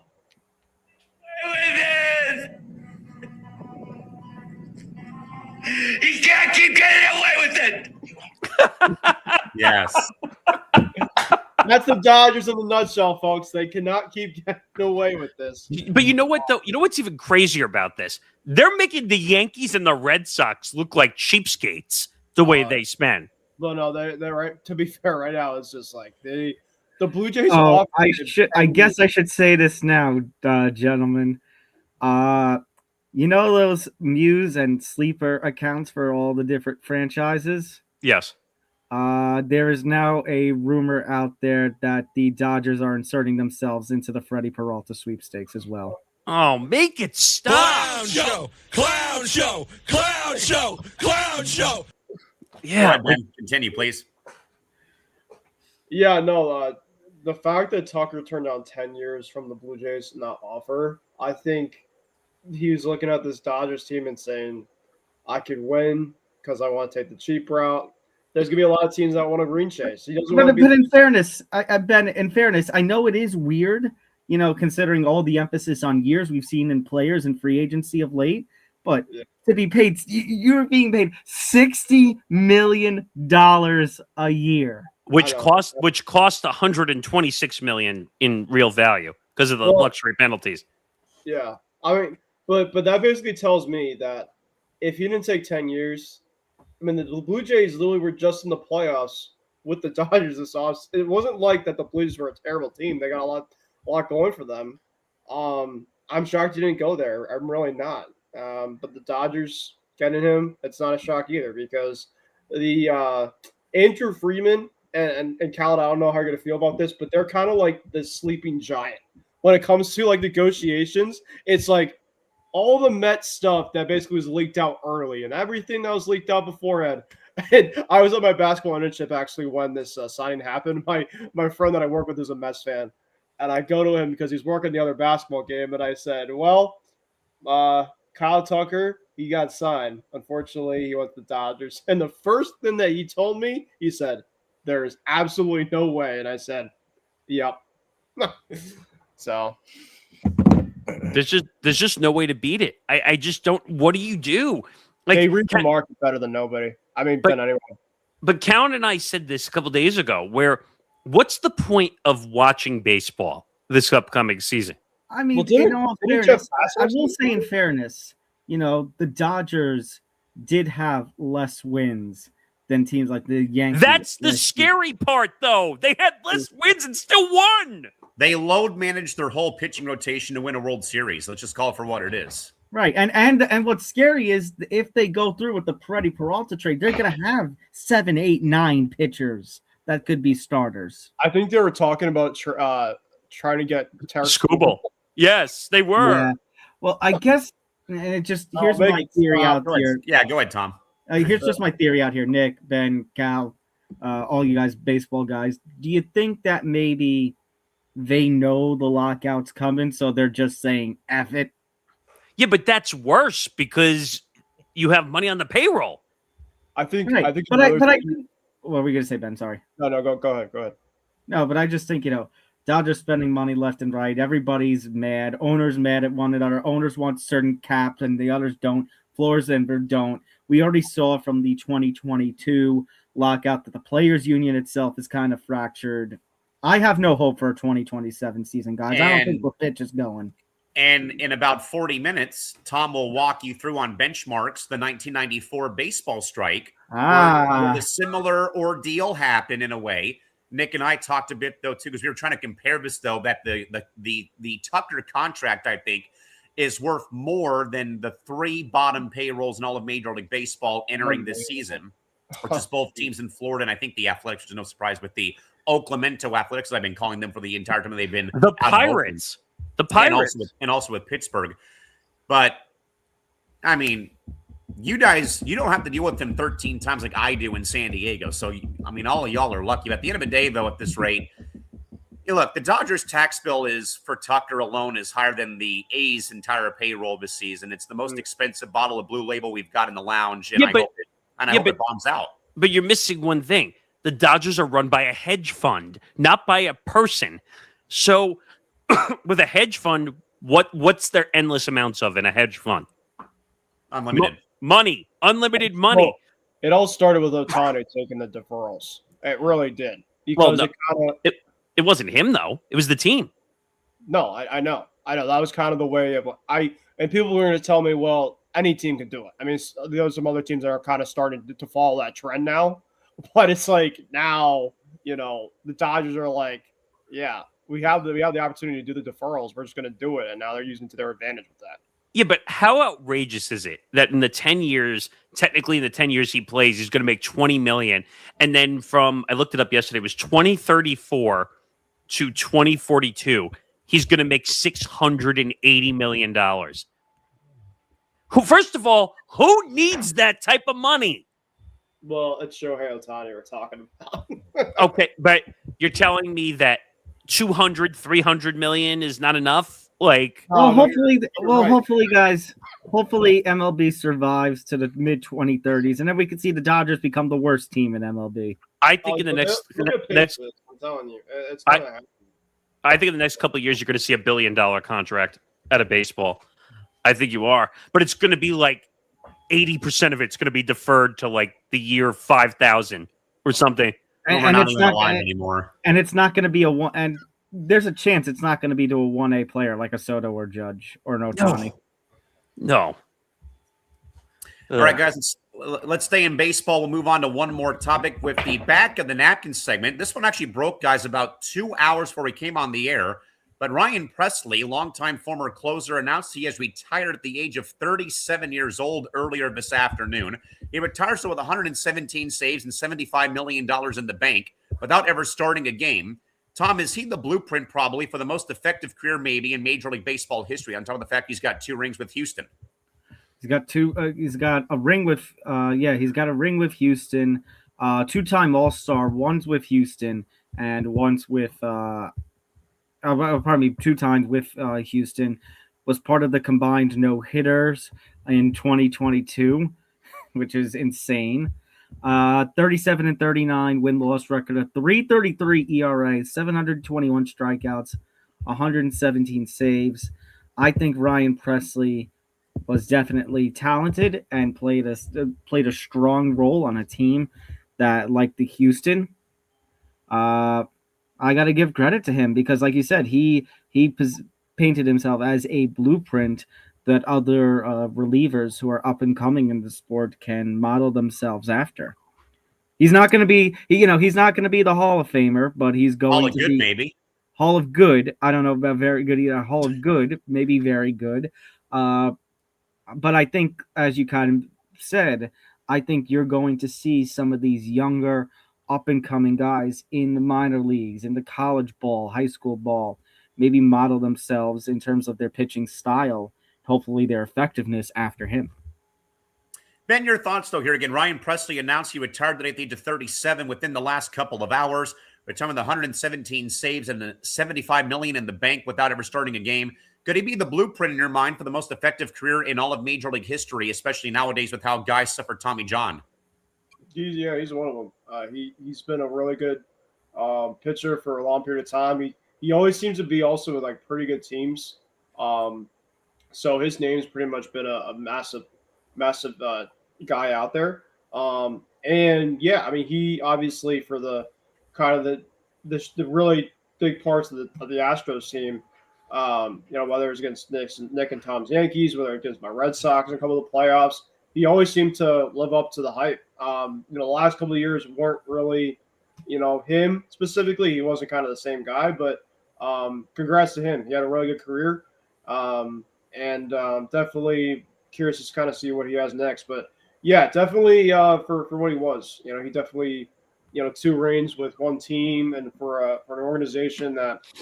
Obviously people, of course, scrutinized for a while, and you could say with the cheating, this and that, but he was a big part to the Astros' success. Nick, your thoughts, though, again, kind of weird to see a guy retire, like prime of his career, though, 37 years old, especially when you're a reliever, you come in for 1 inning, 2 innings, maybe, work, some innings here or there. But Nick, your thoughts, though, with Ryan Pressly retiring today, again, 117 saves, $75 million. Is he probably the blueprint for the most effective career in Major League history, especially with where pitching injuries are now here in 2026? I mean, this is always the joke I make about players. And what's the easiest, cushiest job for any former player in professional sports? It's being a consultant for the team, one of the teams you played for. We hear that all the time. Oh, well, player A, player B, all the way to player Z just got hired as a consultant to be on a team. So this is just par for the course. It's just so they have a job to work. And who knows if they're actually getting paid a whole lot, considering he's made $75-80 million.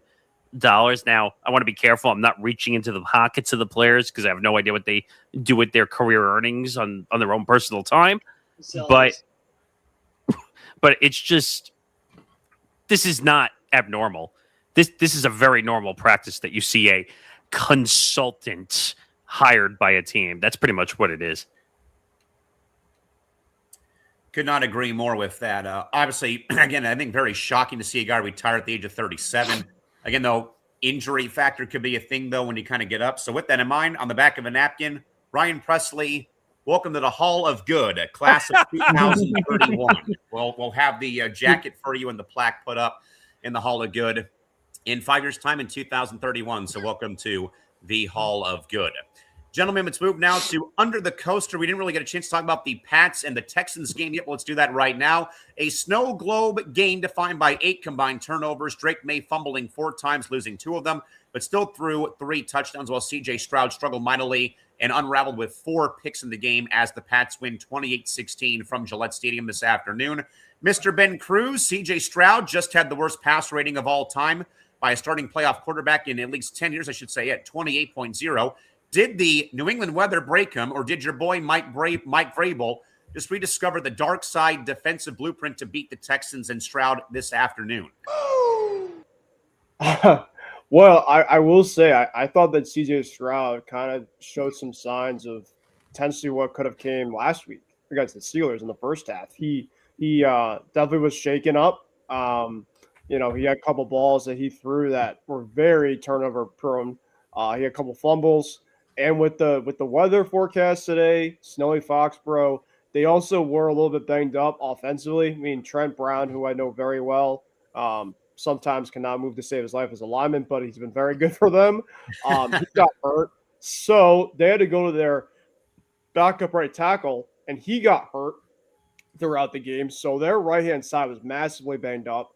But it's not a discredit in terms of whether CJ, played well or not. He was terrible. I loved it. We basically stacked the box, got basically up pressure-wise, and play man coverage. Yeah, they were, like I said, Nick and Tom, to you guys in forecast, they didn't have Nico Collins, and I felt very good about that because he was really kind of their main target. Dalton Schultz was also hurt throughout the game. He was their main tight end. He had a big play to start the game for the Texans to get that field goal. But, yeah, I mean, the C.J. Stroud, and I don't really want to go downfall because I don't know specifically kind of if we've seen the end of C.J. Stroud, but really from where he was from a couple of years ago, I think a lot of people were thinking that he might have been kind of the next big thing quarterback-wise, at least in the upper echelon. And he really just has not shown that consistent-wise. So Mike Vrabel, he's my guy. I love him. I really thought that for him to come in and really build a culture on this team. And, I mean, I was predicting this team would have about 8 to 9 wins and maybe win a playoff game. But he said specifically, remember last year during the press conference, and listen to this, Tom, because you guys might be in the same boat with Harbaugh coming up. But Mike Vrabel basically said this, that I want to take this team to win the division, check. Host playoff games, check. Win some playoff games, check. So he's already checked 3 of the boxes, and I think that's pretty good for and now he's playing for a conference championship. Let's make that check. And you know what? The Patriots under the Brady and Belichick era never won in Denver. This could be a first for us. So people want to say, well, the Denver Broncos are not Bo Nix. People got to understand that the altitude is a massive factor. The defense still is very, very good. This is definitely going to be a slugfight. It might be kind of reminiscent of this Texans game, and I think it's going to come down to field position and turn the ball over. But I saw a stat, guys, this postseason that the Patriots defense has only given up 1 touchdown this whole entire postseason so far. And the Patriots have had 66 pressures in the first 2 games in the postseason. So this team is definitely humming at the right time right now. Like you mentioned, you've been a Patriots supporter for a while. Tom, you definitely had my back. The schedules, this and that. We just beat the best defense in football. I'm happy for the boys. We got to play for the AFC Championship, a chance for the Super Bowl for Championship 7. Let's go. It's funny that Zan just said that in the chat, and I'll put it up again in case people didn't see it. My Super Bowl is still alive somehow. Zan and I have been on the coattails of the Patriots since like week 5 or week 6. Like, fair. because Probably after the Bills game, right? After they won in Buffalo.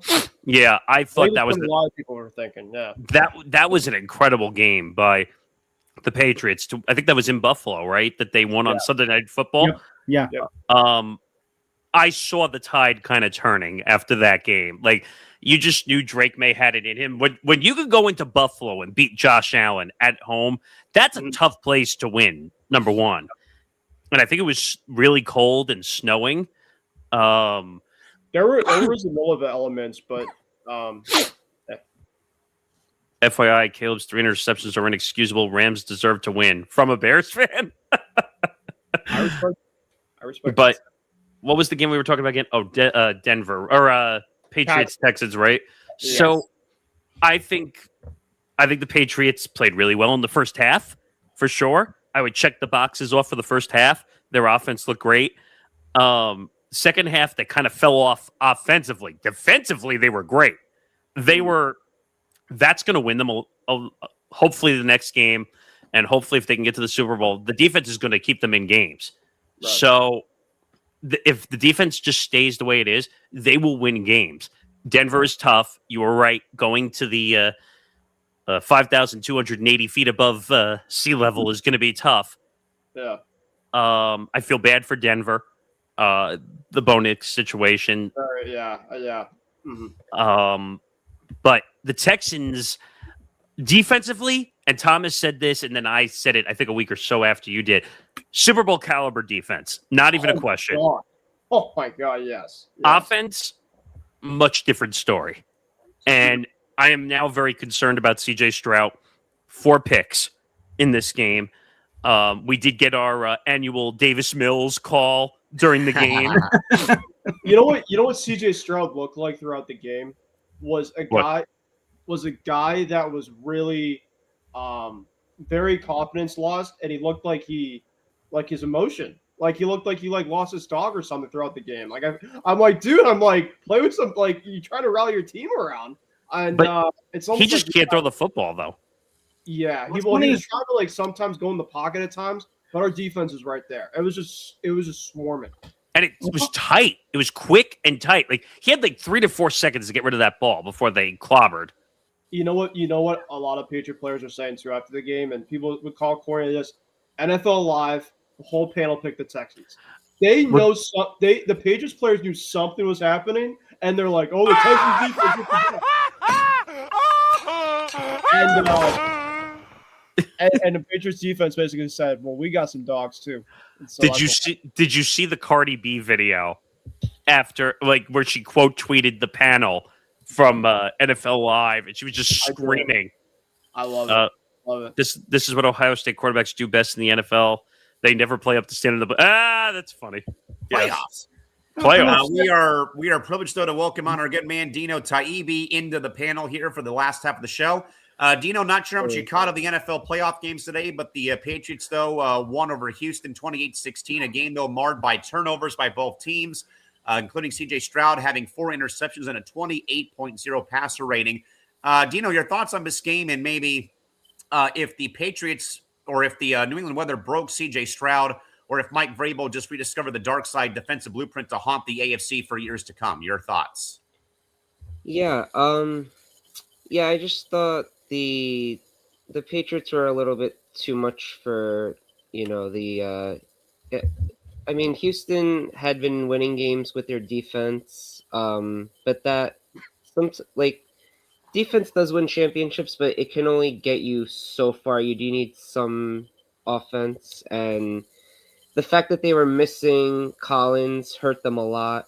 Mm-hmm. Schultz got hurt early. That hurt them as well. And Stroud just didn't look good in this game.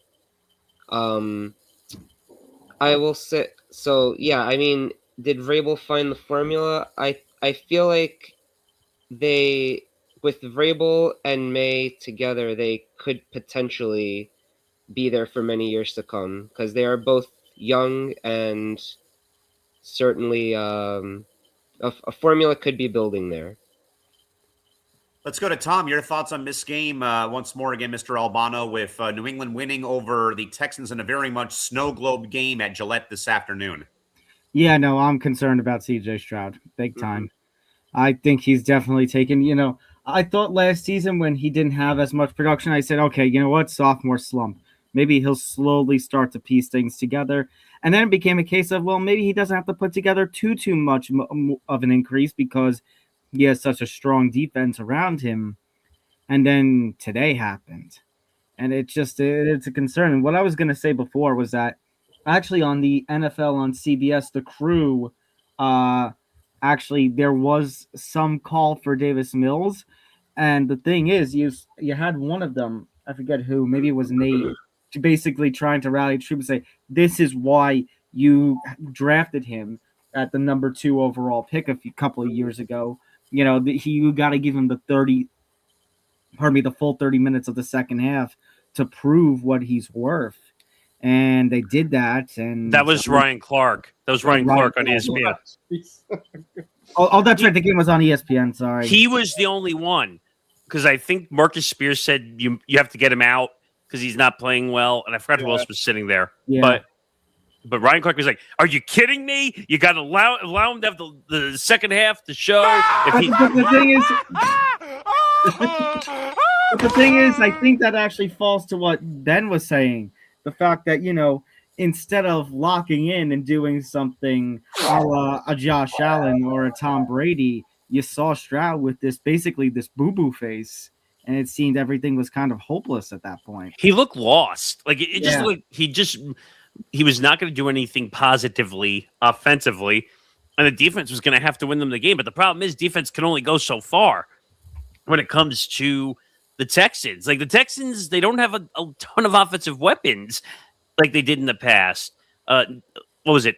Nico was out of the game. Collins. Yeah, Nico Collins was out of the game with a concussion, I think, from last week. So that was a major weapon they didn't have. Their running back situation is just abysmal at best. I told you during forecast. Yep, without Mixon. Yep. I had said that in the previews at the beginning of this season that no Mixon, they're not going to survive. Mm-hmm. So they kind of got what they deserved, not playing well offensively. Hey, CJ Stroud, I got 2 words for you. Welcome to New England. Number 2, Houston, you have a problem. You walked through us. Yeah, Houston has a problem. The Patriots' defense is the real deal. They didn't just beat Stroud. They took his confidence. New England is sitting to Denver as the scariest, ugly team right now in the American Football Conference. I honestly think... Go ahead. Sorry, I'll just say, we talk about the Bills being cursed. We can talk all you want about the Bears or Caleb, bias of crazy fans. I don't think there was a worse team that played this weekend than Houston. And I only say that because San Francisco was so banged up throughout this whole season. Houston, even, obviously you lost Collins, and we talked about Mixon earlier, but still. You thought with the defense that you had, maybe you could have put up a much better fight than you did. Makes sense. Yeah, one could have hoped. Let's go, guys, now to bench confessionals. We have 3 confessions from the weekend as the games have ended. We will start, guys, with confession number 1. This goes to Nick Morgeson. The 49ers should trade Brock Purdy. Getting benched for Mac Jones and a 41-6 loss is the end of the road. The system quarterback experiment is finally dead. Oh, jeez. That is probably one of the most outrageous takes I've ever heard. Am I saying Brock Purdy is a perfect quarterback? Absolutely not. He got paid like he's a top 5 quarterback, but he's not a top 5 quarterback. He's lucky if he's a top 10 quarterback, the way he fits in. If everyone remembers, Mr. Irrelevant from the year he was drafted. But I think they just got to get healthy. That's more the issue with the Niners. Now, like I said earlier, do I trust George Kittle to be healthy and be that top weapon that they need? No. It's his 3rd straight season. He got hurt. And a season-ending injury. CMC is getting older by the year. How much longer do you think you're going to have CMC at peak CMC anymore? If he has to do all the work offensively, everyone gets hurt. And also, Brandon Ayuk. Yeah, I keep bringing this up because he screwed the entire team over completely. Because if he fits in there, Kittle is not doing as much as he is. And maybe he does. And now, I'm not saying he would have gotten hurt. That's a fallacy of a predetermined outcome if you don't know whether he's going to get hurt. But that it's a completely outrageous take. All right, Ben, your thoughts on this first bench confessional. The Niners should trade Brock Purdy. Getting benched for Mac Jones and a 41-6 playoff loss is the end of the road. We are done with this system quarterback experiment. Your thoughts? Yeah, I think, like Nicky mentioned, I think Brock Purdy needs to have all his guys healthy to kind of just tell myself, before I go anything crazier, George Kittle wasn't 100%. Brandon Ayuk, will he ever come back to that offense? Because when he does, he's actually pretty good. I doubt he's going to come back. And Ricky Pearsall, folks. Ricky Pearsall is one guy at X Factor that had really good rapport with Brock throughout this season. I like Mac. I really have done, but Brock is really just kind of their guy. He has to be their guy long term. Whether, of course, you want to say he's a system guy or not. There's guys that are going to be like that throughout the league. It's system quarterbacks. It's just going to happen. And he embodies it. He plays well with it. And yeah, so I think that, I think Seattle's obviously a really tough team. They wasn't their day, but I think it's very premature to all of a sudden just go off the script there. I think there's something still good there. What do you think, Tom? I think it's absolutely ridiculous. I think that take is absolutely absurd. You're talking about a team who has been injured practically all season. You're talking about a team that, in spite of that, found themselves one win away from being the number one seed in the NFC. I'm sorry. Absolutely ridiculous. Brock Purdy, you can say all you want about him. You can call him a system quarterback. You can talk about, the fact that he was Mr. Irrelevant. You can call him overrated. You can call him overpaid. But you know what? He has constantly been a consistent figure in this 49ers team that has found success. And you're going to talk about replacing him with Mac Jones? I'm sorry. I'm not as big of a Mac Jones hater as others. I actually kind of like Mac Jones, but not to the point, but as a backup, not to the point where I would consider trading Brock Purdy, who has done, I don't want to say everything because obviously the bits and pieces around him, but has done so much for this franchise when so little was expected of him being drafted Mr. Irrelevant. I'm sorry. That's utterly ridiculous. Why don't we just get Bailey Zappi while we're at it? If I came across that take on social media, that's something I would easily scroll past. I'm like, that's not even worthy of a response. Dino, your thoughts? Yeah. I mean, I'll say, do I believe Brock Purdy is a top 5 quarterback in the league? No, not really. I believe he's had a lot of success because of all the many playmakers that are around him on the San Francisco team, who unfortunately keep getting hurt every year. And so it seems like they're really never at full strength. Maybe if they were, they would finally make it back to the Super Bowl. Having said that, if you're saying the take is to replace him with Mac Jones, absolutely not. He's definitely better than Mac Jones. And he's proven that he can play in the league and he can compete as a quarterback who can certainly bring this team very far as long as they could actually stay healthy for once. All right, Ben, we're going to go to you for confession number 2. Time to pump the brakes on Caleb Williams. He threw 3 interceptions today, including the game ender and OT. The Miracle heaved to force overtime, masked over 59 minutes of mistakes. The Bears aren't a team of destiny. They're a turnover-prone squad that finally ran out of luck today at home. Ben, your thoughts? Wow. I do think that sometimes with a team like that, I'm going to go 2 ways with this. I think that some of the luck that the Bears had, you got to give them more credit as due. But there is a caveat to the fact is the Bears, a lot of this season, won their games by this type of formula. And eventually that type of formula is not going to be consistent for the long term. So I give credit where credit's due with Caleb. I do like Caleb. I think that him and Ben Johnson have a good thing going. But they had to find a way to win these type of crazy ass games. And sometimes in this league, you have to have a balance on both sides of things to have very good overall type of wins. Because wild wins left and right, it's not going to be successful. It's just not. You're going to have to find a way to have that balance. And, eventually their luck did run out today. They ran into a better overall team in terms of the quarterback. The 3 interceptions today Caleb had, that's just one thing about Caleb I've always had a knock on with him, is he tends to, when you want to go crazy, rolls outs left and right. It's awesome when it's going well, which of course you obviously see with him, of course, that last play they had to win to tie the game. But it's also susceptible to coverages, defensive coverages, kind of reading kind of what he does, and just some of the mistakes that he threw. I mean, the mistake that he threw in overtime, it's a critical part of the game. I just sometimes think with Caleb, and I think, Nick, you would love this, it's a roller coaster. You don't know specifically if you're going up the hill with him or down the hill with him. It's just never a smooth ride, whether we want to give him the praise or not. So that's kind of the Bears season, essentially, of the wildness back and forth was Caleb Williams' actual season, which is very ironic with the way it went. Nick, I'll give you another chance to bury the Bears and put them in the grave tonight. I'm going to go a little easier now. But what I would say about, what was the take again, just so I have it? Let's pump the brakes on Caleb Williams. He threw 3 interceptions tonight, including the game ender in overtime. The miracle heaved to force overtime simply masked 59 minutes of mistakes. The Bears aren't a team of destiny. They're a turnover-prone squad that finally ran out of luck tonight at home.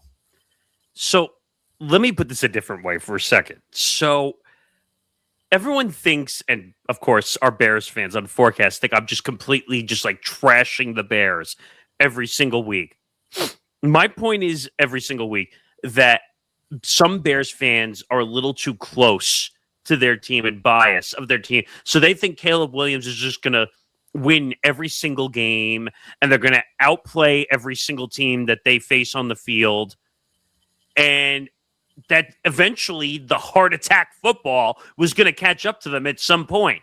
There was no way that they would not show up for 3 quarters. Now, in this game, it was a little different. The game was competitive for the whole entire game, which was abnormal to see that the Bears were actually staying in games and they weren't like chasing with 8 minutes to go in the 4th quarter. So, and by the way, they did have a chance to go into the locker room with the lead if Caleb didn't throw an interception at the end of the half. Mm-hmm. But I think that people are just way over the top about the Bears. And I know Ben Johnson is a great coach. It's too early. Everyone is already on the success wagon with Ben Johnson. After 1 season, I need to see 3 or 4 consecutively good seasons out of a head coach before I give them credit where they are. So I would say the luck definitely ran out. The heart attack football was going to catch up to them. And who would they have played if they had won? It would have been Seattle. I think Seattle would have destroyed them if they played Seattle. So they were going to be out one way or the other before the Super Bowl. It was just a matter of pick your poison of who you're going to lose to. Tom. I'm going to take it in another different direction, like Nick was saying. I'm going to say, I think it should be pump the brakes all around. Just pump everything, stop completely. I don't, did Caleb not show up when it mattered most in overtime? Yeah, he threw, even Zan said it was an inexcusable interception. I think, though, you have to give credit. You could talk about the masking, the heave-ho that he had at the end of the 4th quarter. You could talk about it masking, but you know what? It still happened. And at the end of the day, it still happened. It's still going to be a highlight. As I said earlier, it's going to be a highlight that's a little tarnished considering that they lost, but that's still going to be in his reel. That's still going to be in his history. It happened. You have to give credit where it's due on that. I think Christie said it best. It is a team that is young. It is a team that has, as Nick mentioned, the Ben Johnson. This was his first year as the head coach of the team. This is a team that is still developing. And as I said earlier, and as I said on Forecast, this was a team that was playing with house money. It succeeded. You can talk about the being so close and how this definitely feels like a letdown, but you still have to call this an A or B season if you are a Chicago Bears fan, just based on the amount of success that you had getting to the divisional round. Who are they beating, though, of the just in a logical sense? Who are they beating that's left? Because I think every other team is better than them. Nick, I already answered that before because I said the way that the Rams and Bears played. I'm even saying it for the fact that about the Rams, the way that they played. I'm very concerned about whichever team had won going into Seattle next weekend.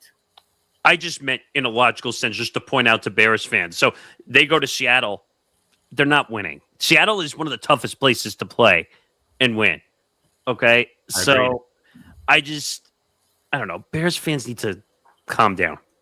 Another thing too about you were talking about the Bears, Nick, is if you don't score a lot of high points against them, more likely than not, like they'll probably find the thing about the Rams and the Seattle is their explosive offenses. And if you try to play a type of game like that with the Bears, they'll be able to keep up, but eventually it's gonna run out at some point. It's just a matter of when. Dino, your thoughts? Yeah, I mean, the Bears obviously had a very magical season. When early in the season, when they were winning games in this comeback fashion, I think there was just a prevailing thought that, they're not really, they had an easy schedule early on.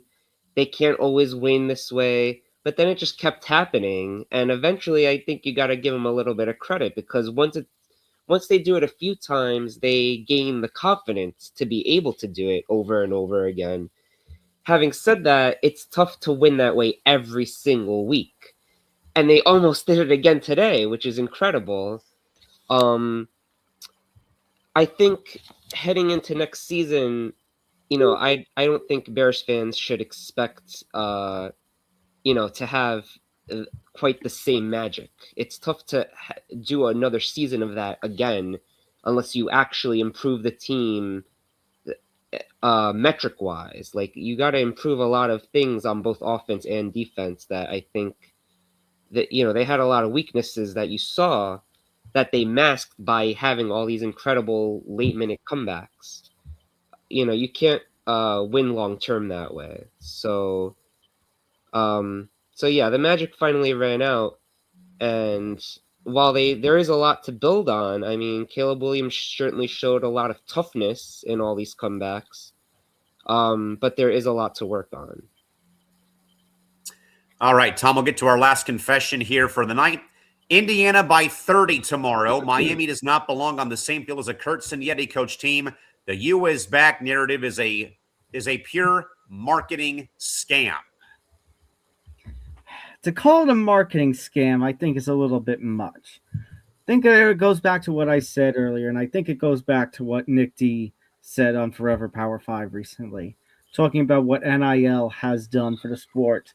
I know the NIL and transfer portal have been big controversies, and I know it's not perfect. I have my say about the negatives with them, but it has allowed other schools to get the opportunities. And sometimes, guys, you know how sports can work. Sometimes there is that little bit of magic. And right now, Miami is experiencing that little bit of magic. To call it a scam is so much. Like, absolutely not. Having said that, I do agree with what Nick mentioned earlier, that it's going to go one of two ways. The person who made this comment feels that it's going to be the blowout that's not even close. I'm going to hope, for the sake of college football, for the sake of all the attention that it's going to be on this game, that it's going to be the opposite. As I said, I think Miami can do enough to cover spread and make it a one-possession game that this ends on. I'm hoping for a magical fourth quarter drive by one of these teams to end this game. I agree with Christy. I still think Indiana is going to win, but I think Miami is going to put up a better performance than that individual thinks. Dino, your thought? What's the take again? That Indiana will win by 30? Indiana will win by 30. Indiana wins by 30, and that the U is back as a marketing ploy.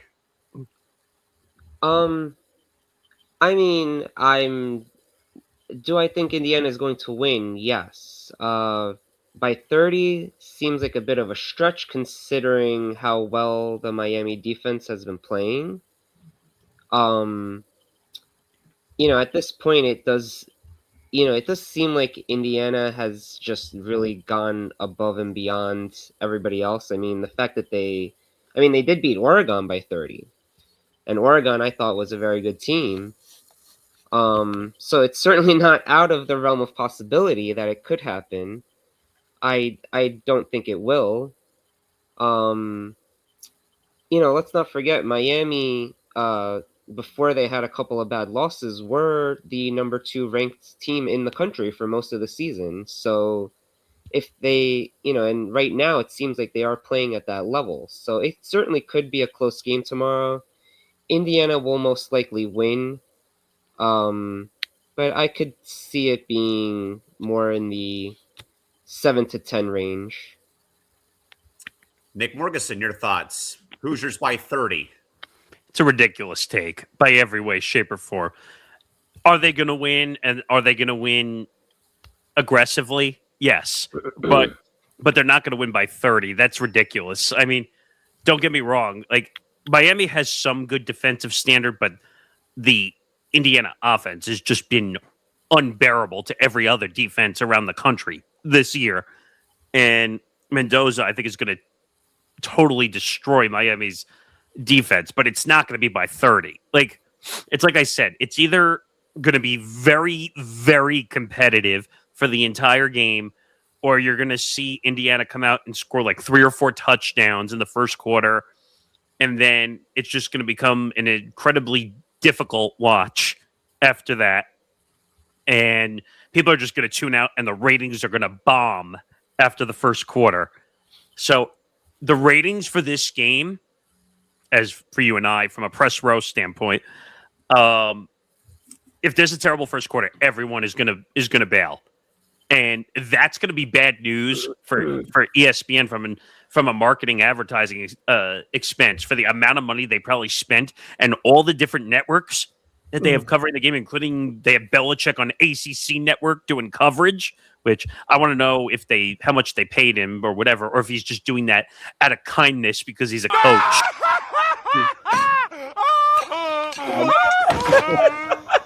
Tom, put on the hoodie. Yes. Love it. Oh my God, I like it. Hey, Bill, your thoughts on being on the ACC network? It's a job. How would you describe the culture surrounding this football team? The culture is actually damn good. Thanks, Bruce Allen. We can blame Jordan Hudson later for that. Oh man, guys, we're going to go a little bit of a different route for the aftertaste here tonight, where we kind of go and everyone gets about a minute roughly to give their thoughts. Tom, I'm going to start with you, though, because this actually happened in our world of hockey tonight, involving the Professional Women's Hockey League, playing in front of a new U.S.-based sellout crowd of 17,228 as the Victory de Montreal took on the New York Sirens at the Capital One Arena, home of the Capitals. Obviously, Tom, this has been an odyssey for women's hockey to get a league that can, obviously pay the players what it is, though. This league, again, launched with 6 teams. They've gone to 8 now in Seattle and Vancouver. There were chants during the game of "We Want a Team" from the faithful at Capital One supporting women's hockey. It was a homecoming game for Haley Skamura, who I happened to interview at a former network about 5 years ago. Tom, the question from this segment is simple, because Nick and I have always talked about how the WNBA and the NWSL are in the same boat when it comes to issues plaguing their league, not involving attendance, though obviously both leagues have gone their way, though. But, Tom, while other leagues, though, like the W and NWSL are kicking over and bickering over salary caps, the PWHL sold out another NHL arena. Is this the most sustainable growth we've ever seen for a new sports league? Or mainly, Tom, growth, though, for a women's league trying to find their traction right now in a very crowded sports ecosystem here in North America? First of all, you hear those chants. Give them what they want. Give them their team. You're going to have the chance like that and an attendance like that for that kind of game, celebration for that kind of individual. Give them their team. Make a Washington, D.C. PWHL team now. Secondly, I am worried that eventually, we're not because of what we see exclusively with women's sports, with the W or the NWSL, but what we just see with sports in general. I mean, obviously we said what we said about the MLB and their negotiations, but Callan, it was only 20 years ago when there, a little more than 20 years ago, I should say, where we did not have an NHL season at one point because of collective bargaining. Correct. So there's always going to be that fear that goes along with it. I think it's definitely sustainable. I'm worried about, like I said, what will happen when it gets to a really popular point, if it gets to the level in terms of popularity of the NWSL or of the WNBA. But I'm very hopeful. I really love to see what the PWHL is doing. I'm prideful in what they're doing. And honestly, Callan, you know what I want to also see? I think it also is worth bearing to see what happens with this new women's professional baseball league that's going to be starting up very soon. Yeah, that is a good point. I actually have a friend who got drafted into that league. She started a club women's baseball team at USC when she was in college. And like 10 schools now in Southern California have club women's baseball because of her efforts to get the game where it is. Obviously been, the Boston Fleet, have been playing at UMass Lowell for the past couple seasons. They obviously had Hillary Knight being their captain for a while before she went to Seattle in the expansion draft, though. But also, I wonder, though, guys, if this is where all that damn Dodger deferred money is going, because Mark Walter, who is one of the lead owners of the Lakers and the Dodgers, has his name on the trophy for this league. And obviously, Ben, they have done this, though, recently where they have taken the games on the road. Basically, teams give up a home game to go play a takeover game at a NHL arena like in Detroit, eventually probably here in LA or close to San Diego pretty soon, hopefully. So we'll see about that. But I guess, though, Ben, your thoughts, because, Morgan and I talk about, the WNBA right now is stuck in they're in labor hell right now. The NBA is having their own problem right now with purgatory when it comes to a Trinity Rodman rule when it comes to paying certain players over the salary cap. But Ben, your thoughts, though, 17,000 plus at Capital One Arena for Montreal versus New York tonight in the PWHL.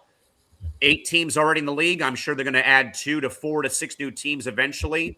Your thoughts about seeing women's hockey now getting on the map here in North American pro sports?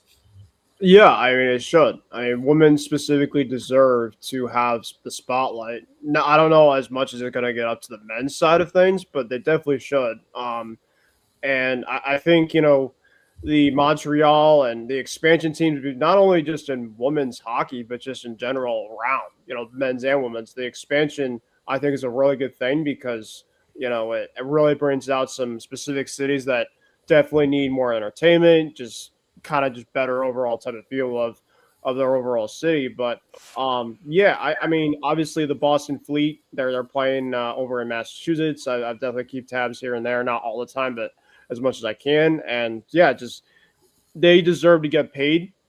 And I do think, very similar like the WNBA. I mean, I know Nick's been talking about the, lingering of the lockout possibly happened for that. And so hopefully that,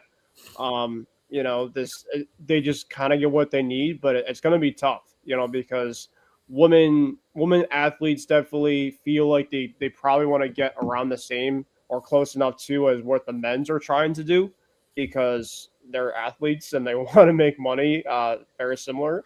But it's just tougher. But yeah, I think definitely in the U.S. for sure, and I think with the Olympics coming up too, we'll probably see some girls that definitely have a lot of ability. Like you mentioned, Hillary Knight, Alex Carpenter. They have the U.S. has some really good players around, and so obviously they might not be the household names, but you'll definitely know them when the spotlight happens, and they definitely should be recognized. And quick mention, this is actually Hillary Knight's final Olympic appearance with Team USA for her 5th games coming up in a couple of weeks at the not complete still hockey arena in Milan, Italy. But Dino, your thoughts again about seeing a women's professional sports league take a game on the road to the nation's capital and over 17,000 people are there, chanting, hey, we want to get involved with this league eventually. Your thoughts about seeing about maybe the women's sports growth over these last several years, especially with what we saw today in DC? Yeah, I mean, if it's certainly, women obviously deserve to play professional sports just like men. So it's good to see that there is support for, you know, a new women's hockey league. I mean, you know, in terms of like, if you're saying like, in terms of them getting paid equally, they deserve to be paid equally. I don't think it's ever going to happen because just not as many people watch, you know, and they're just not going to get the same level of advertising and marketing and all that. And that's the reason why they can't have the same contracts. But absolutely, if they can, you know, set up these leagues and promote women's sports, I'm all for it. Because, you know, obviously there's no reason why women can't play professional sports and have leagues just like the men do. Nick, isn't it nice to be able to talk about a women's sports league not stuck in controversy like the W and the NWSL for a change tonight? Your thoughts about seeing Montreal and New York pulling 17,000 plus at Capital One Arena and then the chance that we win a team? The problem you have, and this is great, don't get me wrong, 17,000 fans and watching is great, but can you sustain it? That is the biggest question, because everyone goes and watches the first, the second, up the first 4 or 5 games. But can you sustain the model? Because we've seen what happens in the W, where they're trying to say, oh, well, we got to pull back the reins. We can't give them 30% of gross distribution revenue because it's going to put us $700 million in debt, which is a complete horse hockey number, which doesn't exist. But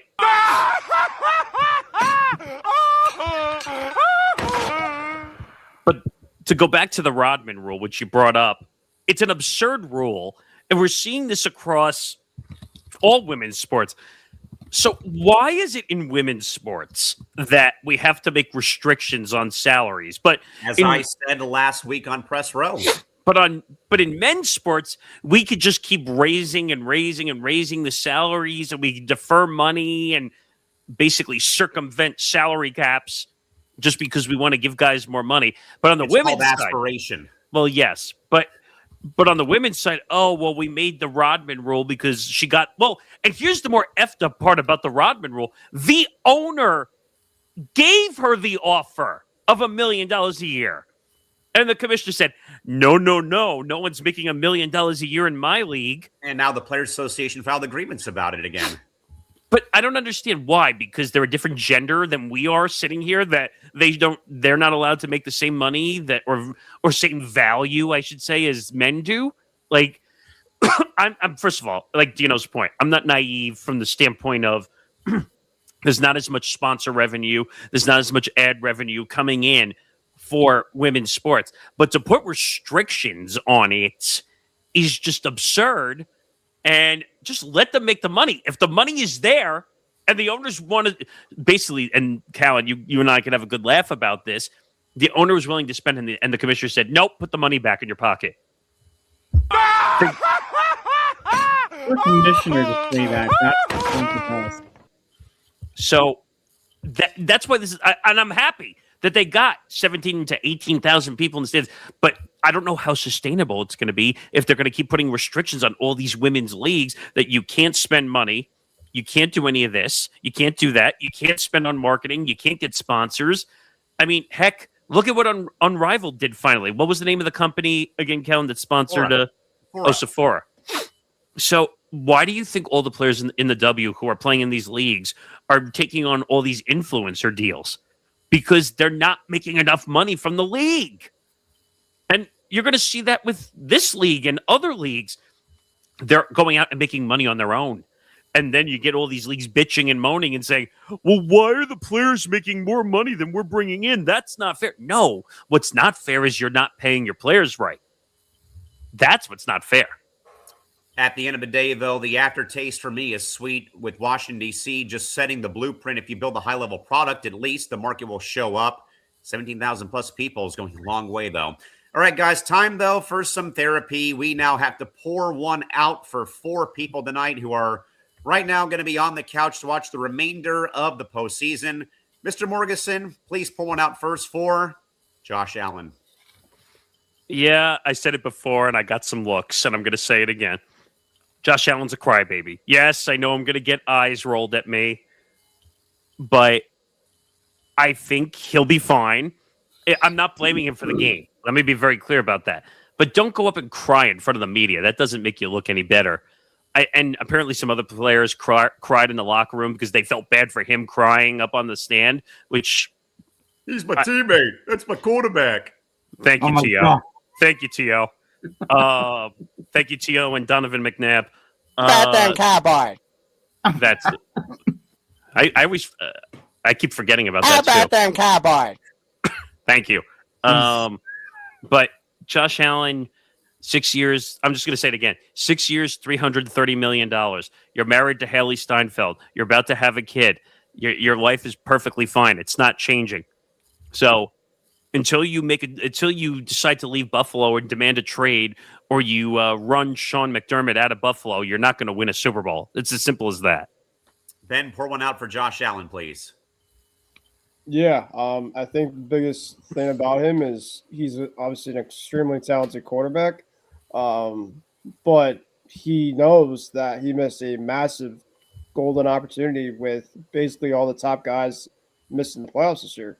Patrick Mahomes has basically been his kryptonite for every time they face each other. So I know it's always not obviously been his fault, but every time they face him, Patrick Mahomes always gets to the higher end, and he wasn't there. Lamar Jackson, he wasn't there. Joe Burrow, if the Bengals actually invest in their defense, Joe Burrow wasn't there. So I'm not going to go crazy in terms of saying he's a crybaby, but I will say the fact, yeah, it was you. You were the one that fumbled the ball right before halftime where it gave the Broncos extra points. I think Josh is a great quarterback, but there's definitely more to him that can make him even more elite. Patrick Mahomes, he's just not on that level yet. He definitely can be. And he gives me, I've always said this comp for him, a Ben Roethlisberger with legs. That's great, actually. Tom, pour one out for Josh Allen, please.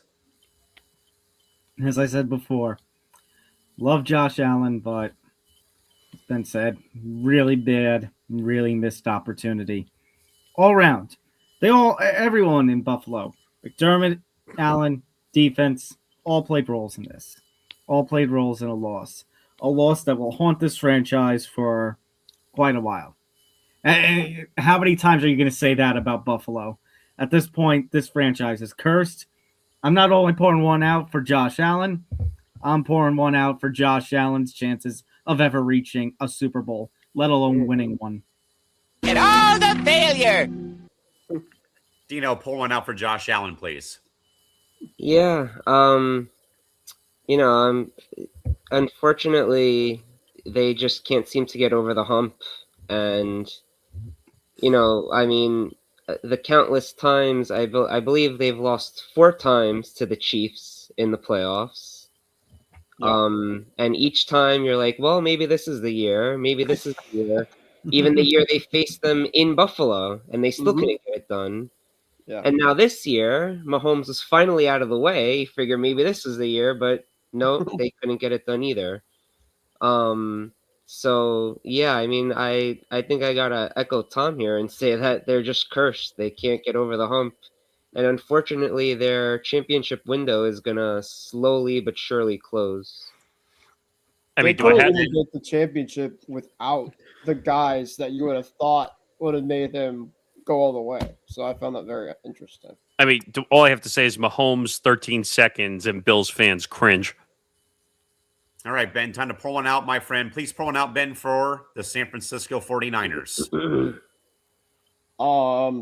I think they had a very interesting run. I think they basically found a way to kind of have it all put together as long as they could possible.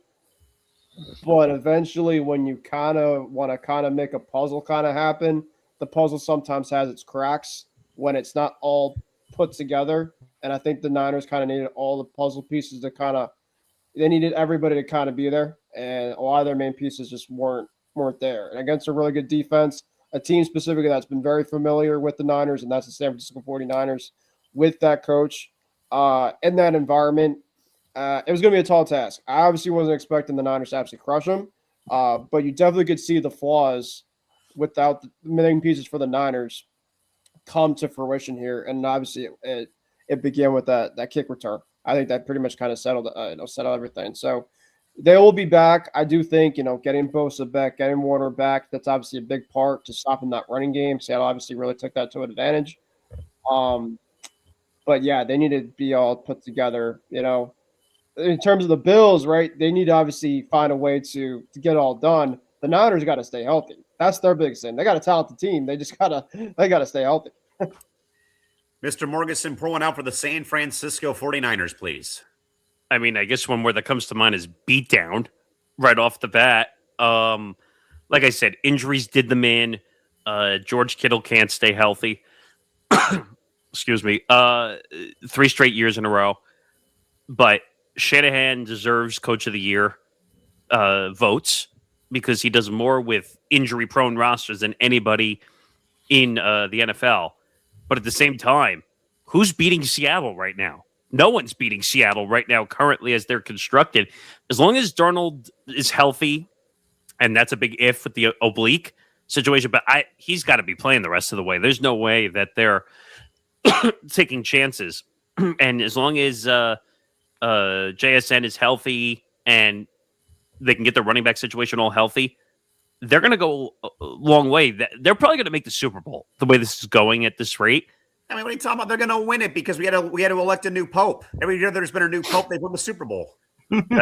That's a fair point. True. Oh, jeez. But in the long run, the 49ers and Shanahan deserves a lot more credit than people probably give him. All right, Tom, pour one out for the San Francisco 49ers after their 41-6 loss to the Seahawks on Saturday from Lumen Field.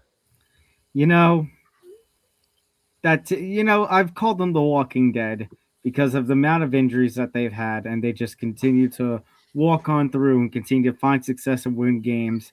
But you know what? The Walking Dead and all these other zombie movies, zombie TV shows, zombie media.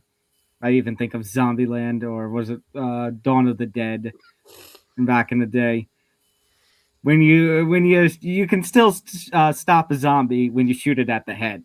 And unfortunately, one of these injuries just happened to be too much. And that bullet that went into the head of the zombie was the Seattle Seahawks. And just the amount of just the way that team played, the amount of points they won by, the domination in both Week 18 and the Divisional Round.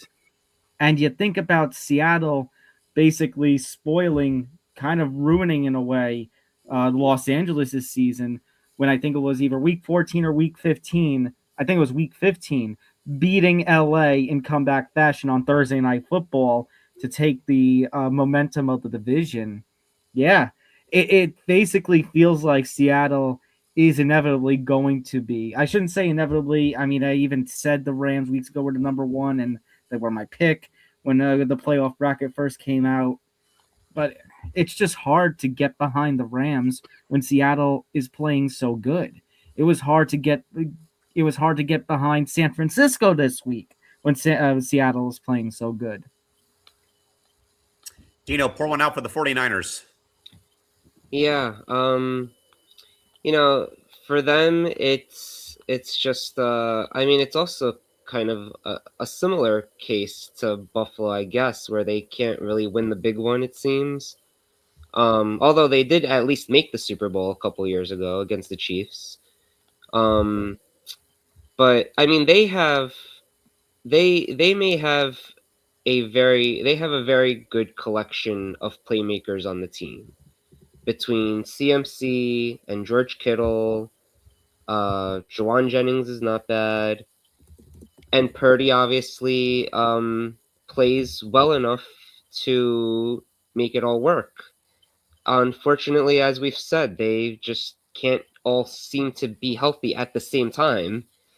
And not to mention all the pieces they were missing on defense. Missing Bosa and Werner on defense was huge, and the fact that they actually made it as far as they did is a testament to, I would say, Kyle Shanahan and his coaching. But unfortunately, that can only, they were only going to make it so far, and eventually they just ran into a bulldozer in Seattle. So that's the end of their season. All right, Tom, last one for Pour One Out. Tom, pour one out for Bo Nix. I was waiting for this one. Oh my God. If there's one person, one individual I feel terrible for, even more than Josh Allen this week, it is Bo Nix. The second to last play of the game. Literally, if that defender from Buffalo does not run into the leg of Bo Nix, if it's anywhere else, or he just doesn't touch him, if you miss him by a centimeter, Denver is going to have. Denver ends up winning this game. There is no chaos in the post game where Sean Payton has to admit about the fractured ankle. And then, Ben, you would have been in for a lot rougher of competition than your team is in next week. It is really, really a shame because, say what you will about Bo Nix being inexperienced, say what you will about the Broncos versus Patriots not being a guarantee on other side. I feel like we were robbed of a really, really potentially great AFC Championship game next week. Round 3, really Josh and Drake. Drake and Josh. Round 3 have been you know the vibes, man. Mm-hmm. I feel like we were robbed. You know what, though, Tom? You say that we're robbed, but don't be shocked if we get it soon. No. What I'm saying is, I can't back myself behind, it's going to be amazing to watch Bo Nix versus Drake May and take that same energy and put it, I can't wait to see Drake May versus Jarrett Stidham. Well, hey, it's a former Patriot now, quarterback that could have been a big thing. Now he gets a chance to put it to us. So I know it sucks, but watch now that you say that Jarrett Stidham's going to be a Super Bowl champion. I'll laugh my ass off if that happens. Go talk to Nick Foles and see how that turned out. I already said that earlier in the show. Mark it in this show right now. Mark it in that show, that soundbite where he's like, now watch Jarrett Stidham become a Super Bowl champion. Wait a minute, that's not a Oh man, Ben, don't do that to me. I thought locks were done anyway. Ben, pour one out for Bo Nix, please. Wish him well. How obviously it happened. He's had an incredible year. Denver obviously has a really good thing going for them. They have obviously a very good defense. There's been a lot of hate towards Bo Nix, a lot of the time this year, and I feel like when it matters most, he ribs up to the occasion.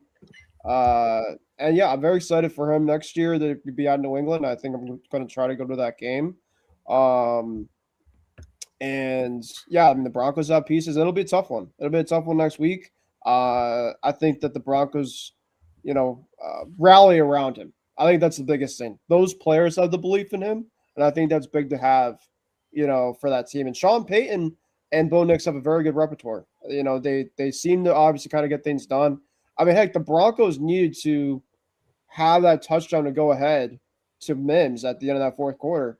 Bo Nix, man, had a great throw. So he might not wow you per se, but he is a quarterback that he has balls and he gets the job done. So that's some big things you need to have in this league, and I think he's really done a good job. And wish him well, by the way, too. Dino, pour one out, please, for Bo Nix. Yeah, I mean it's just a very unfortunate situation, for the fact that he, obviously he led his team to victory, and then to just somehow break your ankle on the second to last play. And they didn't even realize it till after the game, I guess, because nothing was said till after the game. So I'm sure it was just very shocking to his teammates. Off the high of winning a game in overtime to make it to the AFC Championship, and then you find out that your starting quarterback is not going to be playing. It's just obviously very unfortunate for him. It's going to be interesting to see how the team rallies and tries to, win the game, win the biggest game of their lives and they will be at home at least, so that will help. But it's going to be very tough for them to win that game. Nick Morgeson, pour one out for Bo Nix. Well, before I do that, can I do an honorary pour out? Just what I just sent you. Sure. So I'm going to do an honorary pour out for FanDuel because 2 hours ago they thought it was a good idea to tweet out, and it's a picture of Caleb Williams, and it's a banner that said Chicago Bears won their Super Bowl, and it says Bears 31, Packers 27. And they wrote, hang the banner, the Bears still won their Super Bowl. God. Are you kidding me? Wait a minute. I didn't realize that FanDuel was a biased Bears fan. Jeez.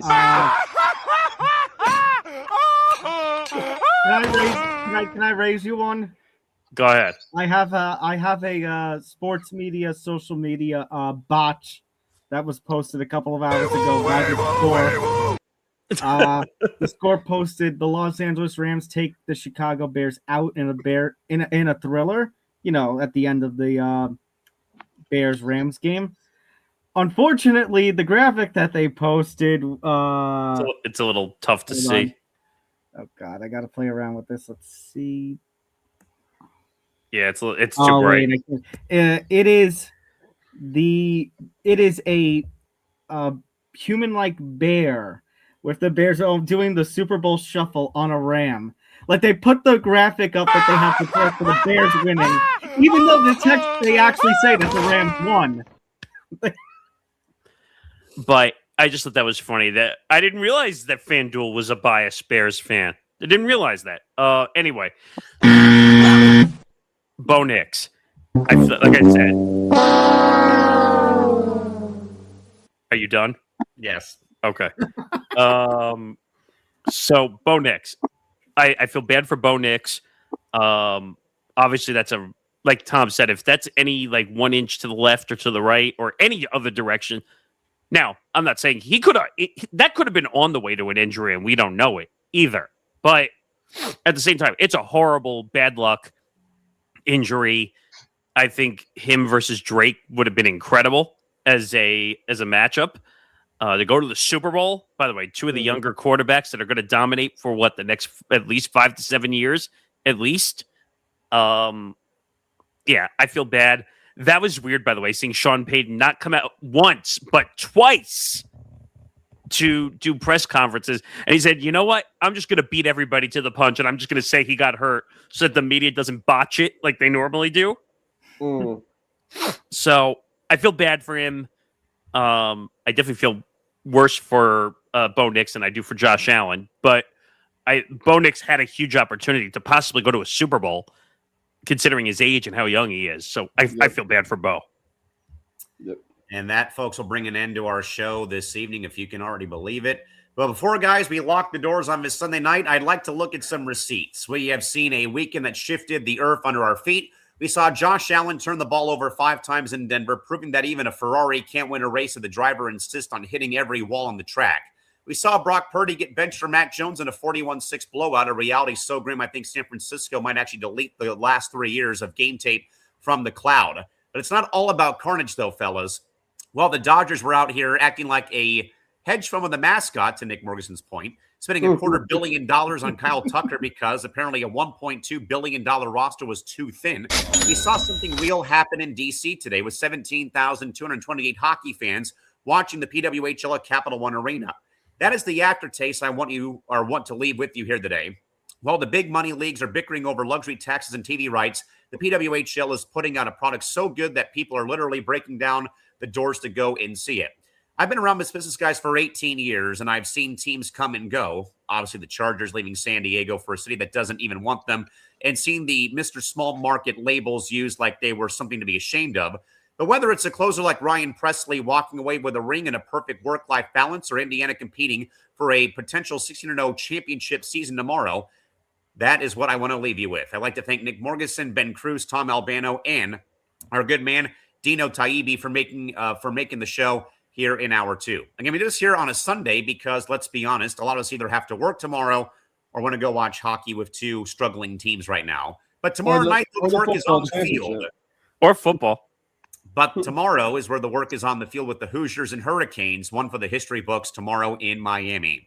The scoreboards are off, the stadiums are empty, but in here the lights stay on, and of course the conversation continues to go. But until Saturday night with Nick DiMartino back here behind the bar, the ETB Lounge is officially closed until Saturday. So we'll see you folks then. The lounge might be closed, but the tab is never settled. We'll be back here on Saturday with Nick DiMartino back behind the bar. The check is on the house. Get home safe, everybody. We'll see you on Saturday back here at 7 o'clock Pacific, 10 p.m. Eastern on the ETB. Until then, for Nick Morgeson, Ben Cruz, Tom Albano, and Dino Taibbi, Callan McClurg saying good night here from Southern California. Till Saturday, have a good night and bye-bye. You guys, good night.